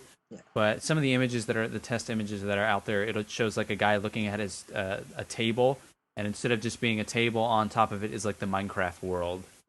So it's augmented reality, but you still have to wear goggles. I'm not sure how I haven't looked much up into it because VR and AR is just everywhere now, and kind of tired of seeing stock images of people wearing goggles and looking goofy. It's kind of getting ridiculous. It's probably about to get ridiculous in a few weeks. But yeah, if that's a guy. If you want to start making some video games, that's one of a handful of people in the industry you could get and make it be kind of a good get. Yeah, it's like him and that woman from Naughty Dog, and I'm great with names, by the way, so I'm not going to remember anybody. But there's a good handful of people. If you got them, that's you get. You put yourself on the map. There you go. But yeah, I hope HoloLens turns out to be something interesting and not just a bunch of hoo-ha. Hoo-ha! As I say about everything, because I want everything to be good. I bet it's going to be like the Surface, where the first time you see it, it's this huge thing, and the next time you see it, it's just like, it's something it's a cell phone now. Yeah, like remember when they were so focused on the Surface like 2 years ago? Oh God. It's all stuff that like comes out of R&D, and probably some executive, somebody too far up in the company sees it and goes like, we could sell that, and everybody's like, no, we couldn't. This is the next big thing. He's like, yeah, we could totally sell it. Could you imagine this in every living room in America? And like everyone who worked on it's like, no, this is a prototype. Yeah. If we're gonna do it, charge $8,000 for it. Like, no, god damn it. Our last bit of big news here is Need for Speed is coming back. There's a Need for Speed game. Is that really that big? Too? No, it's not that big because it's big relatively because nothing else happened. I guess. Yeah. I suppose. It's big only because it's not big because Rivals came out like a couple years ago. It's big if you're into Need for Speed because they announced the new Need for Speed, and of course we'll hear more at E3. They have a little teaser trailer, which is about as teasiest as a trailer can get. Doesn't even show any footage; it just shows a dude like, "Oh, car just drove by." It is combining probably the two more popular, I guess, sub-franchises of Need for Speed. I couldn't think of a word when I wrote up that news story. Like, what do you, like subtitles? Like, what do you call a subtitled series? Like, because, yeah, they have, like, sub-series in Need for Speed. Like, there's Rivals, there's Underground, there's all those, Hot Pursuit. Yeah, so they're all different. This one is combining Most Wanted, which was the original. I want to say it was the original, or maybe it was after Hot Pursuit. That was the police game. That was the first game in the Need for Speed franchise to really make police sort of a mechanic and running away from them and chasing down people. It's combining that sub-franchise with Underground. Underground was more of a street racing, customize your car, put neon on your car, upgrade it. That was when I was interested. Like, I played some of the Need for Speed games on the PlayStation. I would play it with like friends, and they would have it. I distinctly remember playing Hot Pursuit. But the game that really got me into started like, okay, racing games aren't that bad, was Underground, because it just had its own style. It was an open world. It had a great soundtrack. Yeah, it was really unique for its time. Mm-hmm. The upgrading was really easy. Like it was. You chose, you could choose specific parts, but it wasn't like, oh, this will increase my downforce by this many pounds per square inch. It was like, no, this will make you go faster. Yeah. This will make it easier to steer. So, also these rims look dope. You have a blue car, so put some blue neon on it. Do you want it to pulse? That costs more money. So combining the two and putting it on, they just announced it for Xbox One, PS4, and PC. So assuming it only comes out for modern hardware, they could do something special, revamping it. It's the same developer, Ghost Games, as Rivals. That was an okay game. That game felt like it was stopped in development. Like at some point they were coming up with something great, and they said, "Okay, finish it. You have this much time to finish it." And they're like, "Well, so much for all those other features." Hopefully it's not online only. I think Rivals was. So hopefully it's not that, and persistent online multiplayer like Rivals was. But saying you're combining Most Wanted and Underground is a pretty good promise. So we'll know no more in a couple weeks. I imagine there'll be some gameplay. There will be some gameplay at E3. Yeah. It kind of has to be. I imagine there'll be a trailer and some gameplay. So. Hopefully they seem to. I didn't see it announced like this. I saw it on a different site, and then I saw another site repeat that it was a fall release. I don't know how much I believe that. 2-year development cycle doesn't seem like enough, but I guess if you're on the same engine, Rivals was I'm pretty sure was as a current gen only. So we'll see. I wouldn't be shocked if they suddenly said went from fall to Q4 to, I don't know, next year, late next year? 2016. Like everything else. Yeah, but it would be great if it came out this year. It certainly has the room for it. Yeah. So, I would take a Need for Speed game. That'd be cool. Like, what other racing games would be coming out late this year? Like, we got Project Cars coming out, like, now. And Forza. If there's a new Forza. Year? Yeah, I think they already confirmed there's going to be a new Forza. And I don't know if it's this year though. I thought Forza was close to annual at this point. I wouldn't know. It's close to it. I don't know if it is. It's pretty close. Yeah. I don't think it is, but it's as close as you can get. I just remember that The Crew came out. Mm-hmm. I just remember that came out. Drive Club, PS Plus edition. Oh no, I know. PS Plus edition. I know fucking Drive Club because they still haven't put out the PS Plus version of that game. So nope. Merry Christmas. They never will. Fucking whatever. I mean, let's get that class action lawsuit ready. Mm-hmm. Let's all make $2. Okay. Is Gran Turismo still a franchise? Are they putting up a new one? It's still a franchise, but it's gonna be a while before we see that again. No, when was the last one? Like years ago, but it always takes forever for a new Gran Turismo. And Gran Turismo 6. Yeah, they'll prologue. put out the concept or the prologue game, and then it'll be another year after that. Yeah, no, it says that. I mean, I'm looking right now, and it says that Gran Turismo 7 has been confirmed already. Sure. So they say that it's supposed to come out sometime this year or next. So no way. Maybe we'll see Gran Turismo 7 at E3. They're gonna delay it because they have to go take new pictures of cars. Yeah, we're gonna see a new Ridge Racer. Finally, it's gonna be bad again. Daytona. If Sega's even alive to make a new Daytona, they're moving. What are you talking about? They're alive. Persona Racer. You're saying that like I wouldn't be down? A Persona kart game? Come on. That's about the last thing they can do with that fucking Persona 4 I'm okay franchise. with it. Yeah. I'm okay with that, honestly. I'd play it too, but, you know. I mean, they I wouldn't feel good about myself, damn it. Well, they went to the dancing game faster than Mario went to the kart racer, so... Yeah.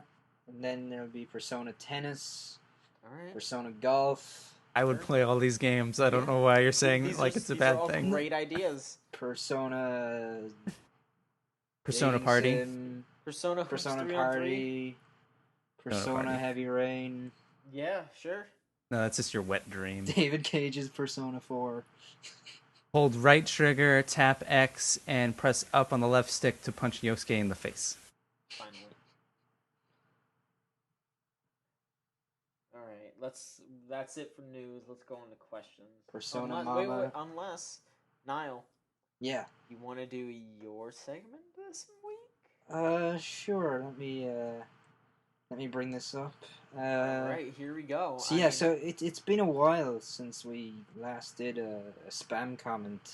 Yeah, so why don't you explain what it is for the viewer or the listener? Yeah, because we got some new listeners since. So Chooch had a real issue with spam for a couple of months there. It's sort of kind of improving lately, but we thought what we would do was take some of the best spam comments that we get left, most of which are left on Will Westwater's top list from last year. For some reason, I'm not sure no idea why. They just love Will. Yeah, and we just read them out once in a while. We've had spam comments left by people such as Seth Rollins. WWE, is he WWE still World Heavyweight Champion? I think he is. Yeah, I think he won on Sunday. I like that none of us have been watching the wrestling. Fuck, who gives a shit? I want to say I saw people like Mask and Andy saying that. I remember because he did the pedigree. That was the big deal. That's that's his finisher now. His new finisher is he does the pedigree. Yeah. That's great.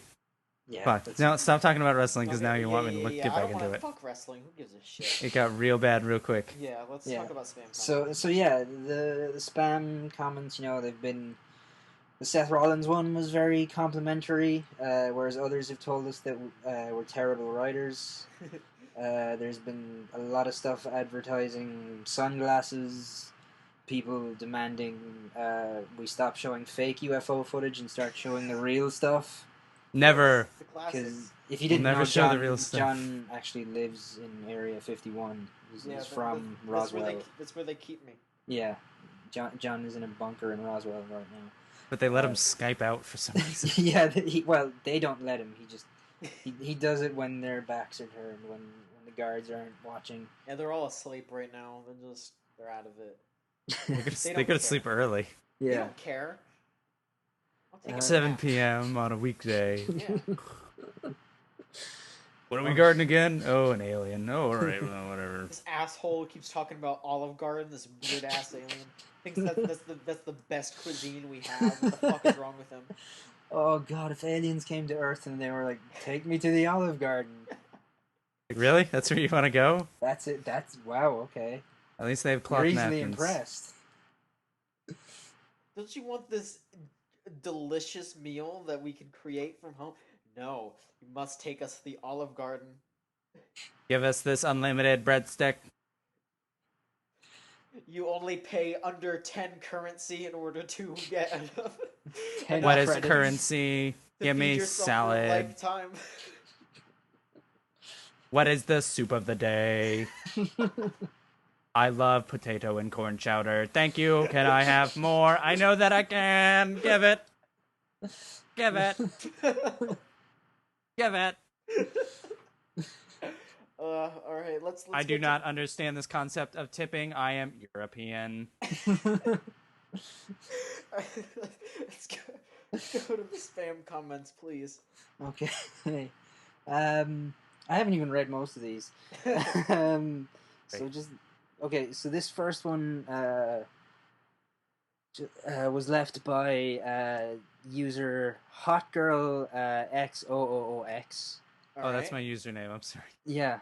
Oh well, you should have told us. Made it more obvious. Who says thanks for the great info? Misspelled. Thanks. Obviously, they're really bad spellers. These spam bots, which is really weird. Yeah. I don't understand. Look more legitimate. I guess. Okay. Let me see. This one was left by I don't even really want to try and pronounce this. Ejaculasi Tetap Keras. I think you're summoning the devil. Yeah.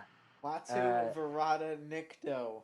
Yeah, who says the skin of the male organ can give men many clues to the overall health of their anatomy. Nonetheless, your cystis will nonetheless return and haunt you occasionally. Not wrong, I guess. Male organ. So, I feel like that's something somebody went to the doctor and like learned, like some really not good doctor, like, oh, let me look at your male organ and so I can tell the health of your overall body. Drop your pants, Johnny. Like, that's not what a doctor does. Yeah, that's what John's doctor does. What John's tailor does. Oh, drop your pants, John. Are you just saying that everyone wants to just look at my weird dick? I mean, when you post so many images of it, cats. Don't say that. I think it's true. Don't say that. Yeah, I want them to think the truth is true. No, it's not the truth. Stop. Mm-hmm. Okay. This next one is like 3 pages long in our spam documents. So I'm just... and it's just like, it's all just different sentences taken out of context and mashed together. Great. Like, just midway through, it says, Larry Drew will consider to sway critics who complained about the drop-off in talent at his position. Man, that Larry Drew is such a pain in the ass. The next sentence is, it spawned the sequels Too Fast, Too Furious, The Rapid and the Furious, Tokyo Drift, and Fast and Furious. All of these films rank in the top 11 cheats all-time leading grossing films about racing. Racing. Oh, I thought you said racism. No, God. Rapid and the Furious sounds like The Rapid and the Furious, Tokyo Drift. That sounds like a screenplay I'm about to start writing. The additional muscle gives Shaw the edge going into spring ball. I really think Shaw has what it takes to do well this year. Yeah. Star in the Rapid and the Furious 3. Mm-hmm. Yeah. And then I like this one left in the same comment that just says 12 months of Ty Lawson. And then it ends by saying that is not accurate. Yeah, it's more like 11 months. Like he takes a couple weeks off here and there. Yeah, you have to give him a couple weeks off. Yeah, Ty Lawson, he's a good man. He's not a robot. Everybody, come on. Who is Ty Lawson? Who is Ty Lawson? His name was Ty Lawson. Being Ty Lawson. I don't know. His name was Ty Lawson. Spam. It exists. Is that all we had? Do you want to take a look at the comments that we might have accrued on the site recently, just to? I would, but my computer is going to explode if I do because it's old and it can barely record and look at Chrome at the same time. All right, let me look on here because sometimes there's some diamonds in the rough. There should be some in the trash. Let me just take a quick look here. Let me see here. Okay, here we go. This is from all4webs.com. Okay. The other technique is to slaughter or follow non-humanoid creeps, as they can be skinned for leather. The research has identified that India holds enormous growth opportunities for the future developments. The greatest of the W mage class is its ability to do AoE, area of effect damage. What? Is this a secret military document to take over India and skin them all alive? I guess so. What the hell? That was a really strange comment. John is actually reading documents from the files that they've left by his cell in his underground bunker. John is reading his diary. This is from Hummingbird Attracting Plants Shade, and this was left on Battlefield 4 review. Okay. There are 4 forms of bird within your yard. The ones that summer with you, those who spend the winter months along when you are warmer, the temporary ones, like migrating through, then this permanent ones that you've year-round. A large amount of people get the tattoo inked for the back of these neck. They eat, they squabble with each other, which they eat some more. What? That almost sounded coherent at first until I started talking about tattoos. Spam is pretty terrific. Yeah. Is there any just really insulting spam there in the trash? No, a lot of it seems to be like this one from paidsurveysb.tripod.com. Okay. Magnificent publish, very informative. I'm wondering why the other specialists of the sector don't realize this. You should proceed your writing. I'm confident you have a huge reader's base already. What was We that? should That was on my Grim Fandango Remastered review. Okay. proceed your writing, but you should let the rest of us in the sector know, Yeah. please. Everyone in this sector, you need to stay advised. Senor wrote this on Chooch episode 55. Howdy, I could have sworn I've been to this site before, but after reading through some of the post, I realized it's new to me. Nonetheless, I'm definitely delighted I found it, and I'll be bookmarking and checking back frequently. Thanks, Senor. You're welcome, senor. Yeah. It's nice that the spam bots like us. Yeah, I hope they come They've back stopped telling us we write terribly badly. At least they like us. Someone has to like us. Yeah, someone has to. Michael, since Lauren isn't here, you want to do questions now? I'll do questions now. Questions. We have quite a few. We do. So let's. If you want to, just find ones that might be good for right now, and we'll answer those, and then maybe we'll just do a couple of them and save some for next week. Whatever you want to do, or we could do all of them. Whatever you want to do. We'll see what happens. From the Mass Negro. Inbox champ still. Yep. He says, E3 is soon. No, it isn't. Why more Assassin's Creed? Last Guardian dead? What the fuck are you hyped about? Whose house is this? Who would win the Nintendo World Championship? Best snowboarding game ever, and finally, best Mario Kart game character. So let's do these real quick. Let's do Quick fire round. Boom, boom, boom. I'm gonna ask the question, and I'm gonna go around. I'll go to John, then I'll go to Niall, and then I'll do myself, and then we'll do the next question. All So right. everybody ready? Okay. Yes. Everybody ready? Let's do All right. this. E3 is soon. John. Fuck. Niall. Wow. I don't believe it. Who cares? Why more Assassin's Creed? John. Because we live in hell. Niall. Because creativity is dead. Because Cream Cash rules everything around me. Last Guardian dead? Okay. John. No, I don't think so. Not yet. Niall. Yes, dead completely. Who gives a shit? Just what the fuck are you hyped about, John? Nintendo, as always. Niall. Mirror's Edge. I never know. Whose house is this, John? Mine. Niall. It's my landlord's. I live in an apartment. I don't know what giant corporation owns this. Who would win the Nintendo World Championship? Let's just say among the people who work on this site, John. It really depends on what game it is, but I think I would be pretty good. Pretty good bet. Niall. I'm gonna say me. You're both wrong. It's me. Best snowboarding game ever, John. I don't think I've really played many, but I hear SSX3 is good. Niall. SSX3. Yeah. Who cares? SSX3. I care. And finally, like I said, who cares? And finally, best Mario Kart game character, John. I always play as Dry Bones. Niall. Luigi. It's Toad.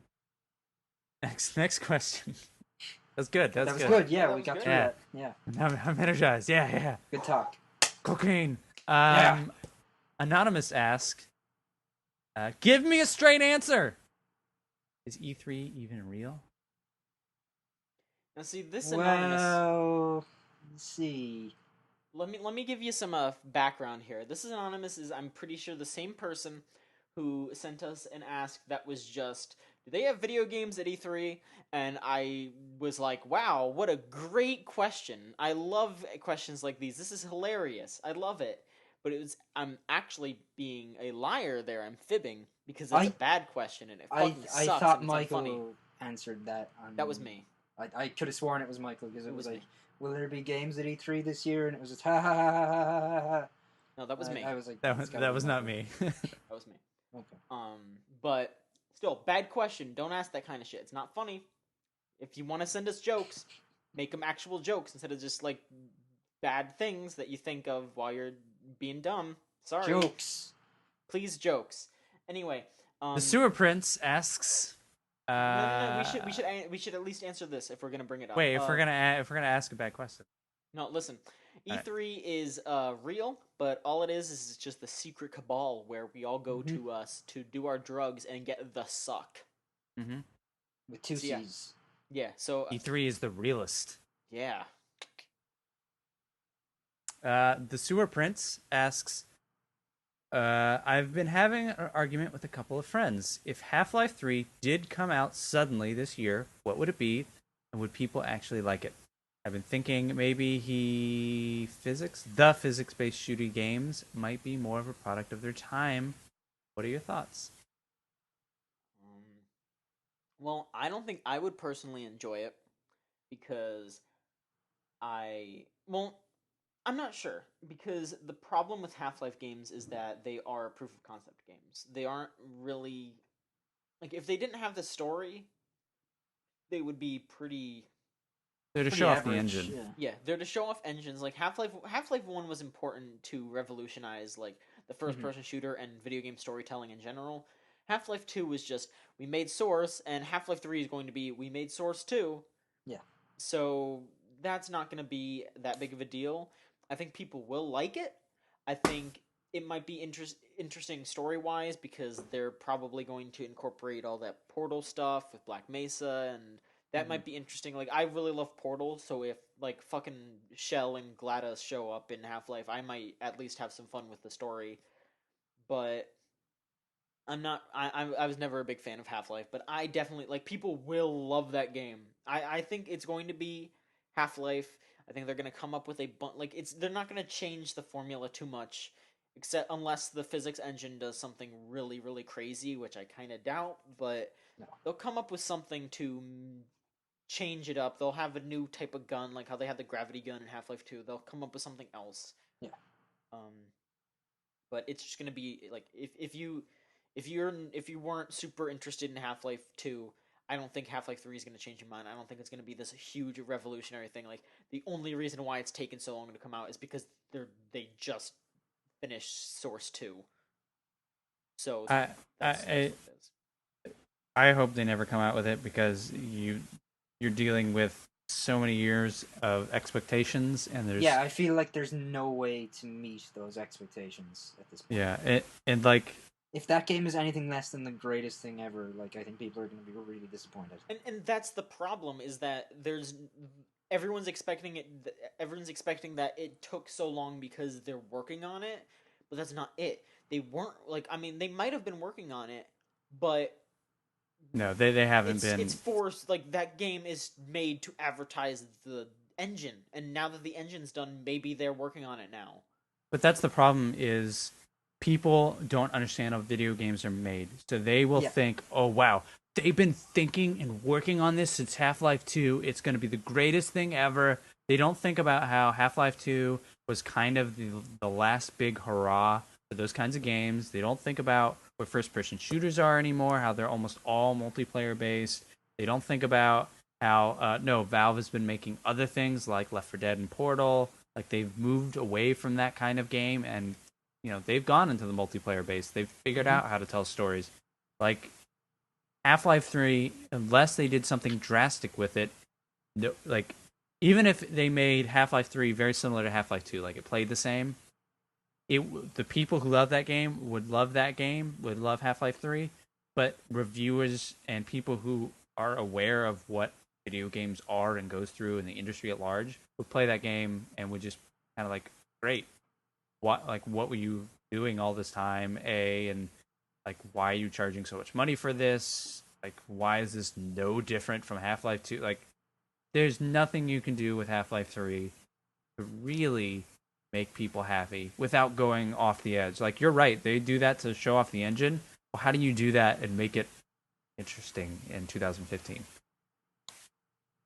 I mean, really, what I'm gonna look at Half-Life 3 for is I'm gonna be like, how can they take this and turn this into something interesting for Left 4 Dead 3 or Portal 3 or whatever else? Like, that's what I'm more interested in. Like, other than Dota, I am more interested in the rest of Valve's stuff way more than Half-Life. Sure, and I think they should just make Portal 3 then, or Left 4 Dead 3. Yeah, like, don't make Half-Life 3. I mean, like I said, I think they should get Half-Life 3 out there, just not just to silence people, but also just to be almost like a practice run with Source 2, just so they can get really comfortable with it. Yeah. Because I would want them to be as comfortable as possible with it. So, excuse me. So when they do put out Portal 3 and Left 4 Dead 3, there's not really any problems with it. They just get it out there.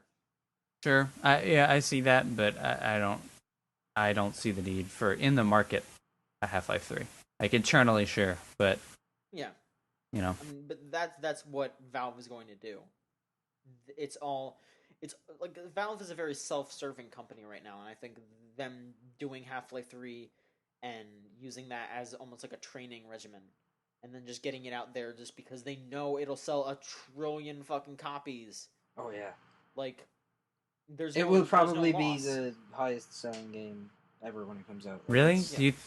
Do you think there's a PC gamer demand? Like I don't see that many people playing PC games. Like yeah, sure, plenty of people play PC games, but overall sales of video games, PC is barely a blip.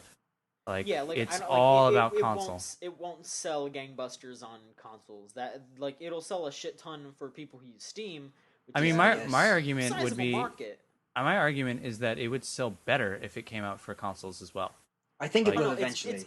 It'll come out on consoles. Like Half-Life came out on consoles. Yeah, but eventually. Yeah, I don't think not it'll day be one. immediate because yeah, Valve's gonna want to get that extra money that comes with selling it on their own thing. Yeah. The Witcher effect. Yeah. I would, if they did it, I would imagine they do like a 6-month or 3-month kind of exclusive. Like, hey, you want to play the best version of this game? It's on Steam. Absolutely. You want to play the console version that still looks good with our buddies at insert company here? Yeah. Play it on their thing. Because then you do what they should do is console exclusivity. Take in that marketing money and be like, we don't really need this marketing money because we're Valve, and like the most ferocious of our fans bought it on Steam. Mm-hmm. But I like PC gaming it's big, but you're not talking like Call of Duty big. Like you're nowhere near that. I could see them just partnering up with Sony again, like they did. Yeah, I think if they partner up with either, it'll be Sony. I don't know. It's hard to tell because for the longest time it was like, Gabe doesn't like Sony. And but Gabe has hated Microsoft for ages, and I don't think that's changed still. Well, he had said things against Sony, and then so that was why when he came out on stage at Sony's press conference, people just kind of lost their shit.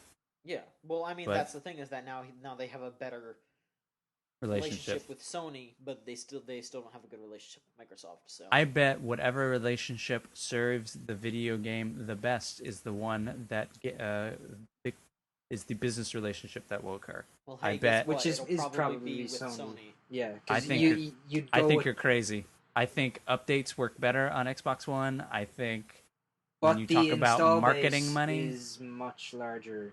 Not by much. Not by much. And like, I bet if you put Half-Life 3 on an Xbox One, you sell a bunch of Xbox Ones. Like both the PS4 and Xbox One have outsold their predecessors to date, like to the amount of time they've both been out compared to the last generation. Like, so you're gonna sell bajillions either way. It does, like, yeah, sure, you could sell a couple million more on PS4, but we're still early.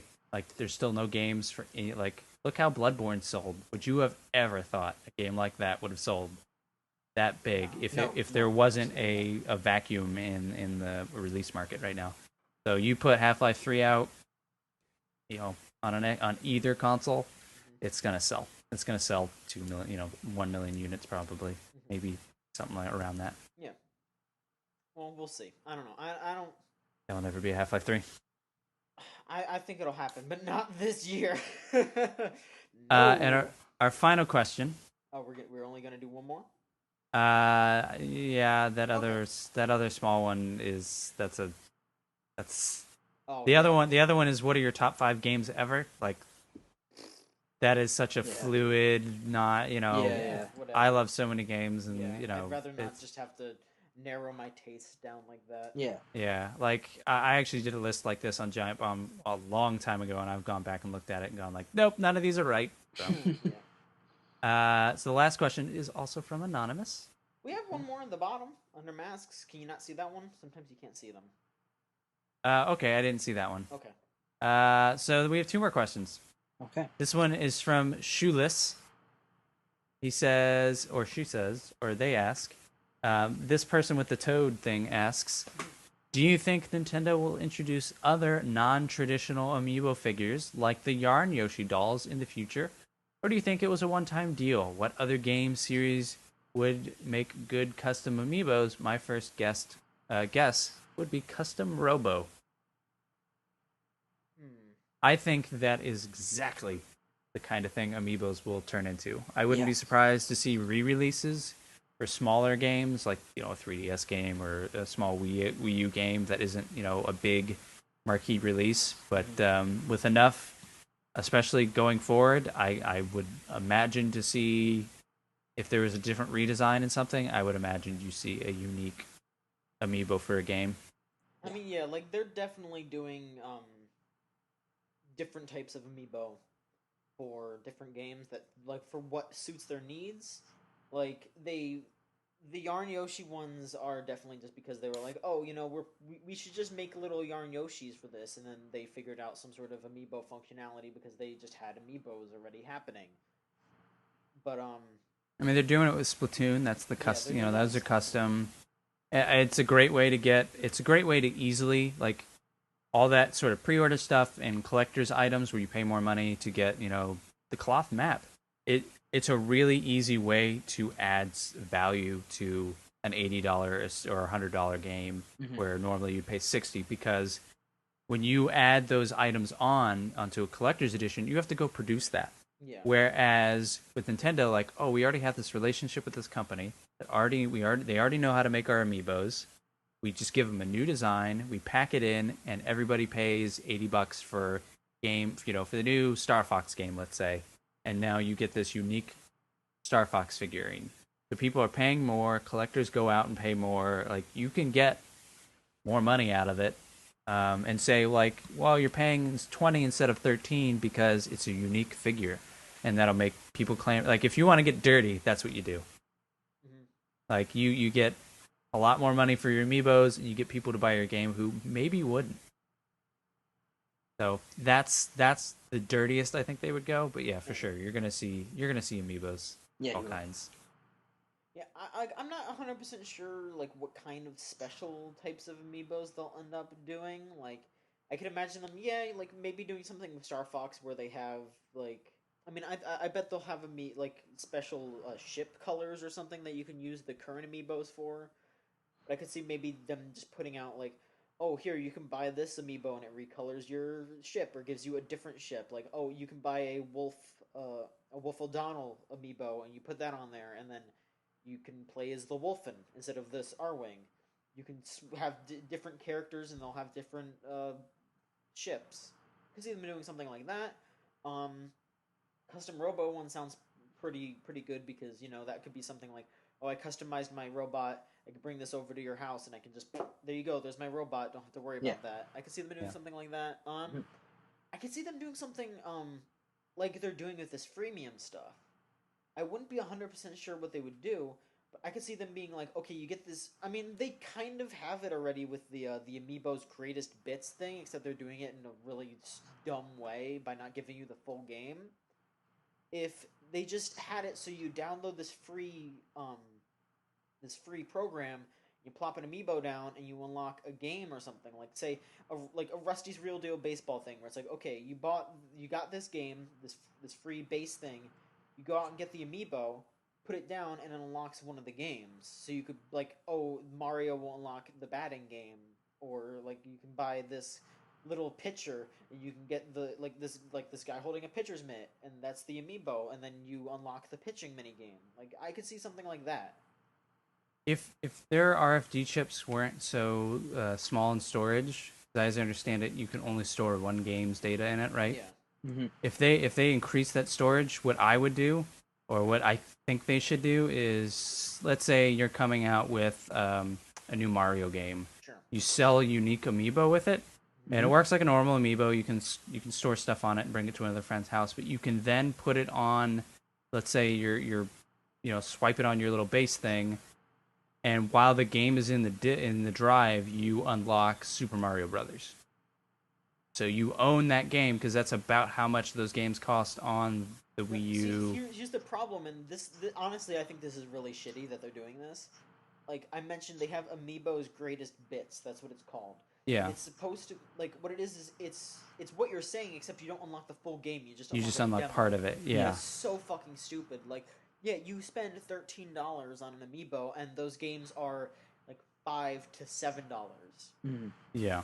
Why would you do that? Like, I mean, obviously, you might have the Amiibo already if you want to use it on Smash or just for a collector's item, but I don't know, like, put a little bit more bang for the buck there, you know? Like, it's not like you're asking people, it's not like you're getting a million free games out of this one Amiibo. It's like, I spent $13 on this Mario Amiibo, I can get Super Mario World for free, plus I get to use it on all these games that I'm already spending $60 on. I don't think that's too crazy. I think you're asking them to give up their old IP for too cheap. I think if Amiibos were a little bit more money, and then you could put on the box, $15 maybe. Yeah, or I would say $17. I'd say closer to like $18. Yeah, maybe. So you could say like you're not just getting a toy, and you're not getting this thing that interacts with other games. You're also getting a game with it. You're also getting a classic game. Like, maybe.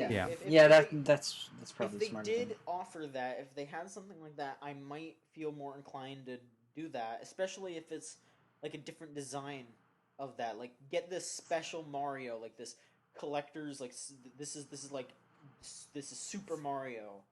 Get that, and you unlock a free game. That's what they should do. Is they should have like special Yoshi. You get Yoshi's Island, like stuff like that. That makes sense. They should do that. Just have these twice a year collectors ones that are really nice, or say golden, or some other crap, and just like the gold Mario doesn't do jack shit. Yeah, it's just gold. I would feel better about that kind of stuff than I would about these gold Mario. I would just feel better about it. Yeah, like it would, and then sure, charge me more. I would buy Amiibos. Like, I bought A Link to the Past on my Wii U, and I've played it a little bit, and I want to play more of it, but it's just sort of like, okay, now I own this, I also own it for the SNES, why did I buy this? Why did I pay $7 for this? Oops. Like, it's just kind of a, like, if I had an Amiibo, and I could kind of put it on my shelf, and even if it was just a code that downloaded it to my Wii U, I would still prefer that than just what the Amiibo is. I think it would add value. You could charge more for the Amiibo, even what you already charge for those, Wii U downloadable games. And they don't even have to be like the big titles. Like, they're on Balloon Fight. Like, something. And you don't have to do it all the time. You don't have to do it with every Amiibo. As long as you communicate it clearly, like, then the consumers can't get angry. Like, oh, I bought the cheaper one, didn't have the game. But then you could also advertise the Wii U shop on items in stores. Yeah. I don't know. I wish Nintendo would change up the way Amiibos go. I feel like everything they do is just kind of like, yep, that seems like the easy answer. Yeah, it is. While I do like Amiibos to an extent, I obviously think they can do a lot better with it, and they can do some different things to mix it up. We'll see. They made a lot of money with Amiibos this year, so maybe they will lean into it more and try different things and make it make more sense to people to buy them. I'd love if they'd experiment, but man, if you look at those books and you just threw out Amiibos and thought they were going to fail and they sold that much, there's no reason to change it. Yeah, true. Like, there's just if especially if people just keep eating that stuff up. Mm-hmm. Like, if you just keep buying it, like what it is now, it will never get better. Yeah. Like, don't just buy whatever they give you. But people will. Yeah. Especially if it's Nintendo stuff. They'll just be like, okay. Yeah. Thanks, Nintendo. Mm-hmm. Last question. Yep, last question. Well, this is another hidden one. Nah, you got it. Anonymous asks, if you... I'm pointing at you guys through my screen. Us? If you...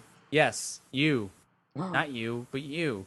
Oh. If you had to enter the market today with a new fighting game, what do you do to get people interested and keep them interested that other fighting games aren't doing. So what are the current? There's a current market for fighting games. What's missing? What's not out there? Niall, you go first because I have an answer already. I don't have an answer. I'm trying to think. I mean, you go first, and I'll see if I can come up with something. Guess what I would do. I wouldn't enter the market today. That is a bad idea. Like for fighting games. Fighting games are a very like I don't want to say stagnant, niche. But yeah, it's it's niche and it's niche and it's protective. Not just for that. Like I mean, yeah, maybe protective might help explain it, but people don't want fighting games to change that much. Like even though like okay, people complain about say Call of Duty being the same thing every year, but if they change up Street Fighter too much, people get so angry because they're no longer good at that game anymore.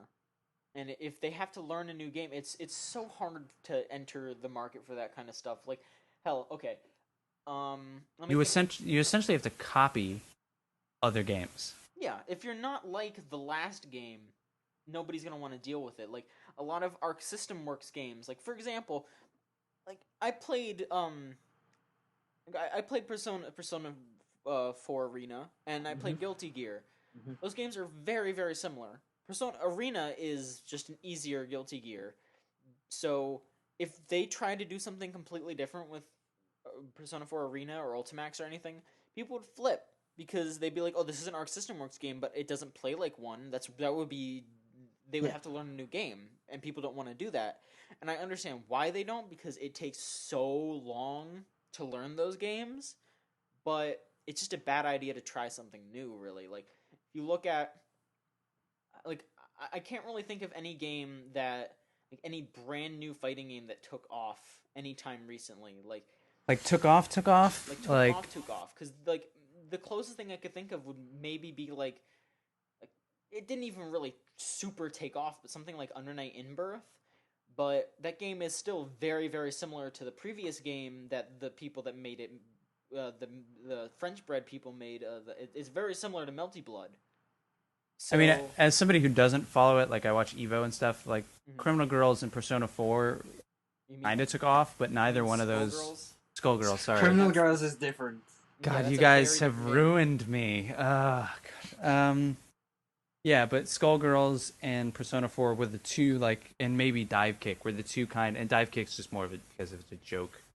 I mean, yeah, like those are the two games that I saw that I was like, okay, that's making a dent into Evo. Like I hear people talking about it. I mean, yeah, but the mainstayers are still there. Persona made it in because, like I said, it's still a very Arc System Works game. Like.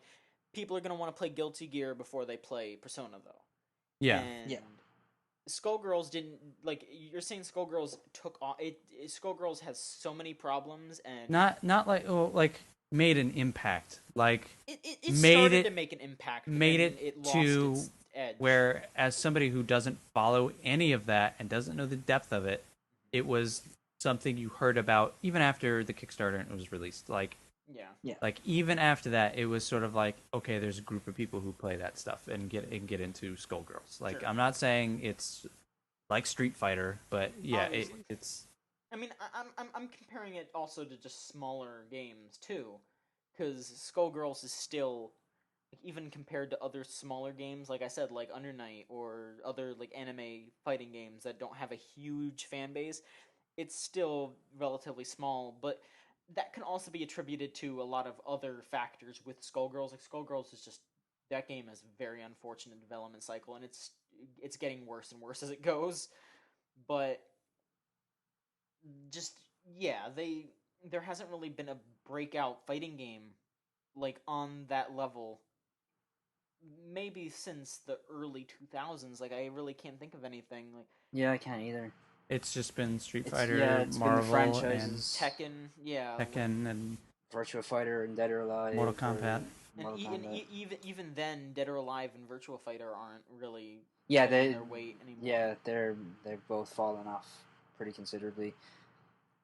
So, and I mean, like Smash is the biggest fighting game out there right now, which And I don't know if that's not really treated by the community the same way. Exactly. Oh, at large. Yeah, of course not. Especially because Smash 4 is stagnant as hell. Because one guy found out how to use Diddy Kong in the most annoying way possible and nobody can beat him. Oh, you mean like every Smash game? Yeah, basically. That's it for questions. Yeah. I think you're right. I think the fighting game community is like, they are just so very picky and so, I don't want to say insular because that makes it sound like they don't allow newcomers in, but they can be very insular. They can be very fickle. Yes. Say that. Mm-hmm. And so, and I mean, I say this also as someone who does love fighting games. I do understand why those people are like that. Absolutely. And, you know, it gets frustrating as somebody like, I like fighting games, but I'm not that deep into it. So even like playing Smash with friends, where they're like, turn off all the items and we only play on these levels, and like, don't spam this with this character. It's like, okay, I get you guys want to be serious about this, but like, you're only playing the four of like the people in this room. You're not at a tournament. You're not going to tournaments. Let's just put on the stupid items. They're in there anyways. Let's just do like that. Smash is its own thing, but it's the same thing with other fighting games where I just kind of want to sit down with somebody who's about my skill and just smash stuff out and have fun. Yeah. Like, I want the biggest moves possible that we can figure out, and that's it. So it's actually frustrating to see the like, it gets it's the same way Call of Duty and Halo, where it's like, oh cool, they're the same thing. They're all stagnant and they're all the same. Great. All right, I'll go find something else then. Like a pretty recent but very fresh fighting game that I played recently. Like, okay, to actually answer this question in some way, if I were to make a new fighting game, it would need to be tied to a franchise, because even if I wanted to try something neat, do a cool gimmick, it wouldn't sell well if it wasn't tied to something. Like I love the JoJo's Bizarre Adventure fighting game. Mm-hmm. And that game does a lot of really neat and interesting things with what it does. Like, there are fucking characters in that game that ride horses. There are multiple vampire characters that you can only use on nighttime stages. Like, they use some really neat, cool gimmicks in that game, but nobody would give a shit. Like, nobody gives a shit about it now, but even less people would give a shit if it wasn't tied to the anime. If they just put out a game like that with a bunch of no-name characters, nobody, even if it played that well, like, because it does play pretty well, nobody would have given a rat's ass. So, I don't know, that's how the fighting game industry is right now. It's very, very stagnant. I would not want to try to put out a new game, because you just end up, like Skullgirls, and which is a damn shame, because Skullgirls is good. All these newer games are good. They just don't really go anywhere. They're not treated like... I mean, obviously, it'll take a while to get the kind of sway that a Street Fighter or a Tekken does, but... It's gonna take it's not even up there with, like, the Air Dashers or just the smaller games. Nobody's getting big stuff like that. And you see... Like, not even, like, King of Fighters is pulling that much. No, it's not. And that's like, SNK fighting games aren't even really pulling their weight anymore. Like, that's sad. Fighting games are in a real rough spot right now. I would not want to be working on a new one this time around, this year especially. Yeah, that does it for questions. Yep, no more questions. If you want to send in questions, go to videogamechoochoo.tumblr.com/ask. You can also find a link straight there on our website, just videogamechoochoo.com. Chooch.biz. Chooch.biz. We are still looking for some new hires. I don't know exactly how many people we might bring on for air quotes permanent positions, but we'll take pretty much whoever we can get for E3 help. Because that's coming up real soon, and we're just gonna need people to churn out news. Yeah. We're gonna be using E3 as like a trial by fire. So if you are interested, you're still gonna be doing E3. So congratulations. You're not going to be going to E3. Yeah, you're not going to E3. You're going to be at home watching the conference. Just in case anyone gets the wrong idea. We are not going to be. I'm going to E3, not you. Rub it in. Yeah. Fuck y'all. Jesus. No, I'm going to In-N-Out. Yeah. No. You'll probably be in like a chat, like a Skype or a Slack chat with the rest of the crew, posting articles when things are getting announced. Just boom, boom, boom, boom, boom. We're just gonna like E3 is going to be. I guess I could just talk about what we're planning on doing for E3. For the crew that's gonna be staying home, they're just gonna be posting articles, news, and maybe some editorial-esque stuff. Just like the main crew might just do some like what we thought kind of stuff about the about the conferences. And a live blog probably. Yeah, we'll probably through the conferences at least. Yeah, each conference will have a live blog, so you can just stay on the page and refresh it whenever, if you want to watch us react to things. Maybe we'll figure out a way to get Twitter, like some sort of Twitter thing set up so you can just see us tweeting too. That might be cool. But yeah, we'll just be doing articles and stuff. As for me, I'm going to try to do some sort of videos, and I'm definitely going to be recording podcasts while I'm there with like Mike Casamano and Will Westwater, and maybe some other people that have been on the site before.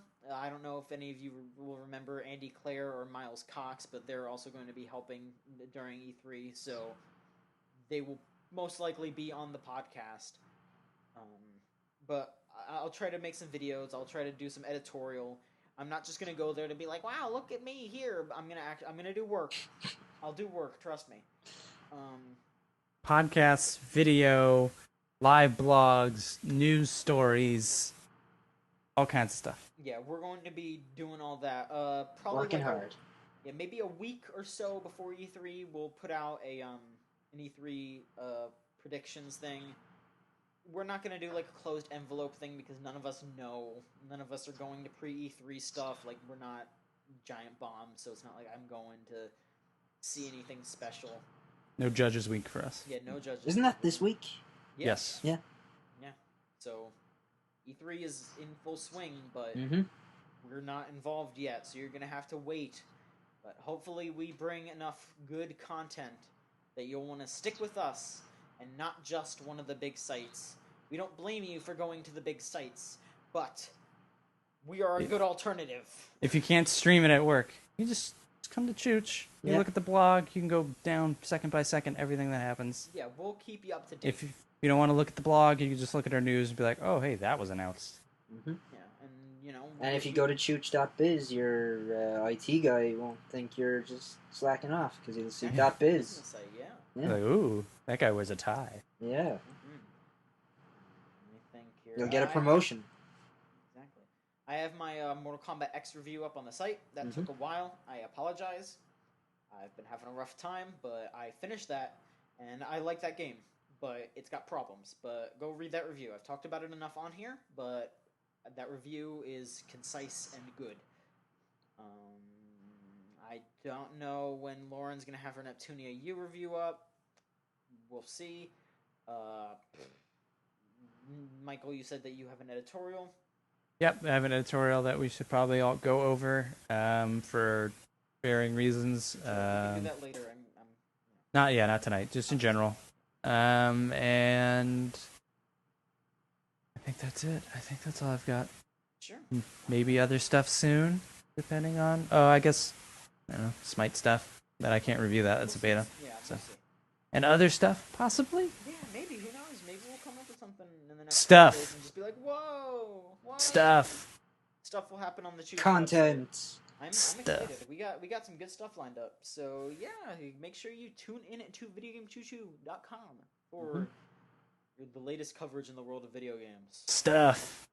And because Lauren isn't here, I'll say goodbye for her too. But you know, stuff. Stuff. Stuff it. Thanks for listening. And stuff.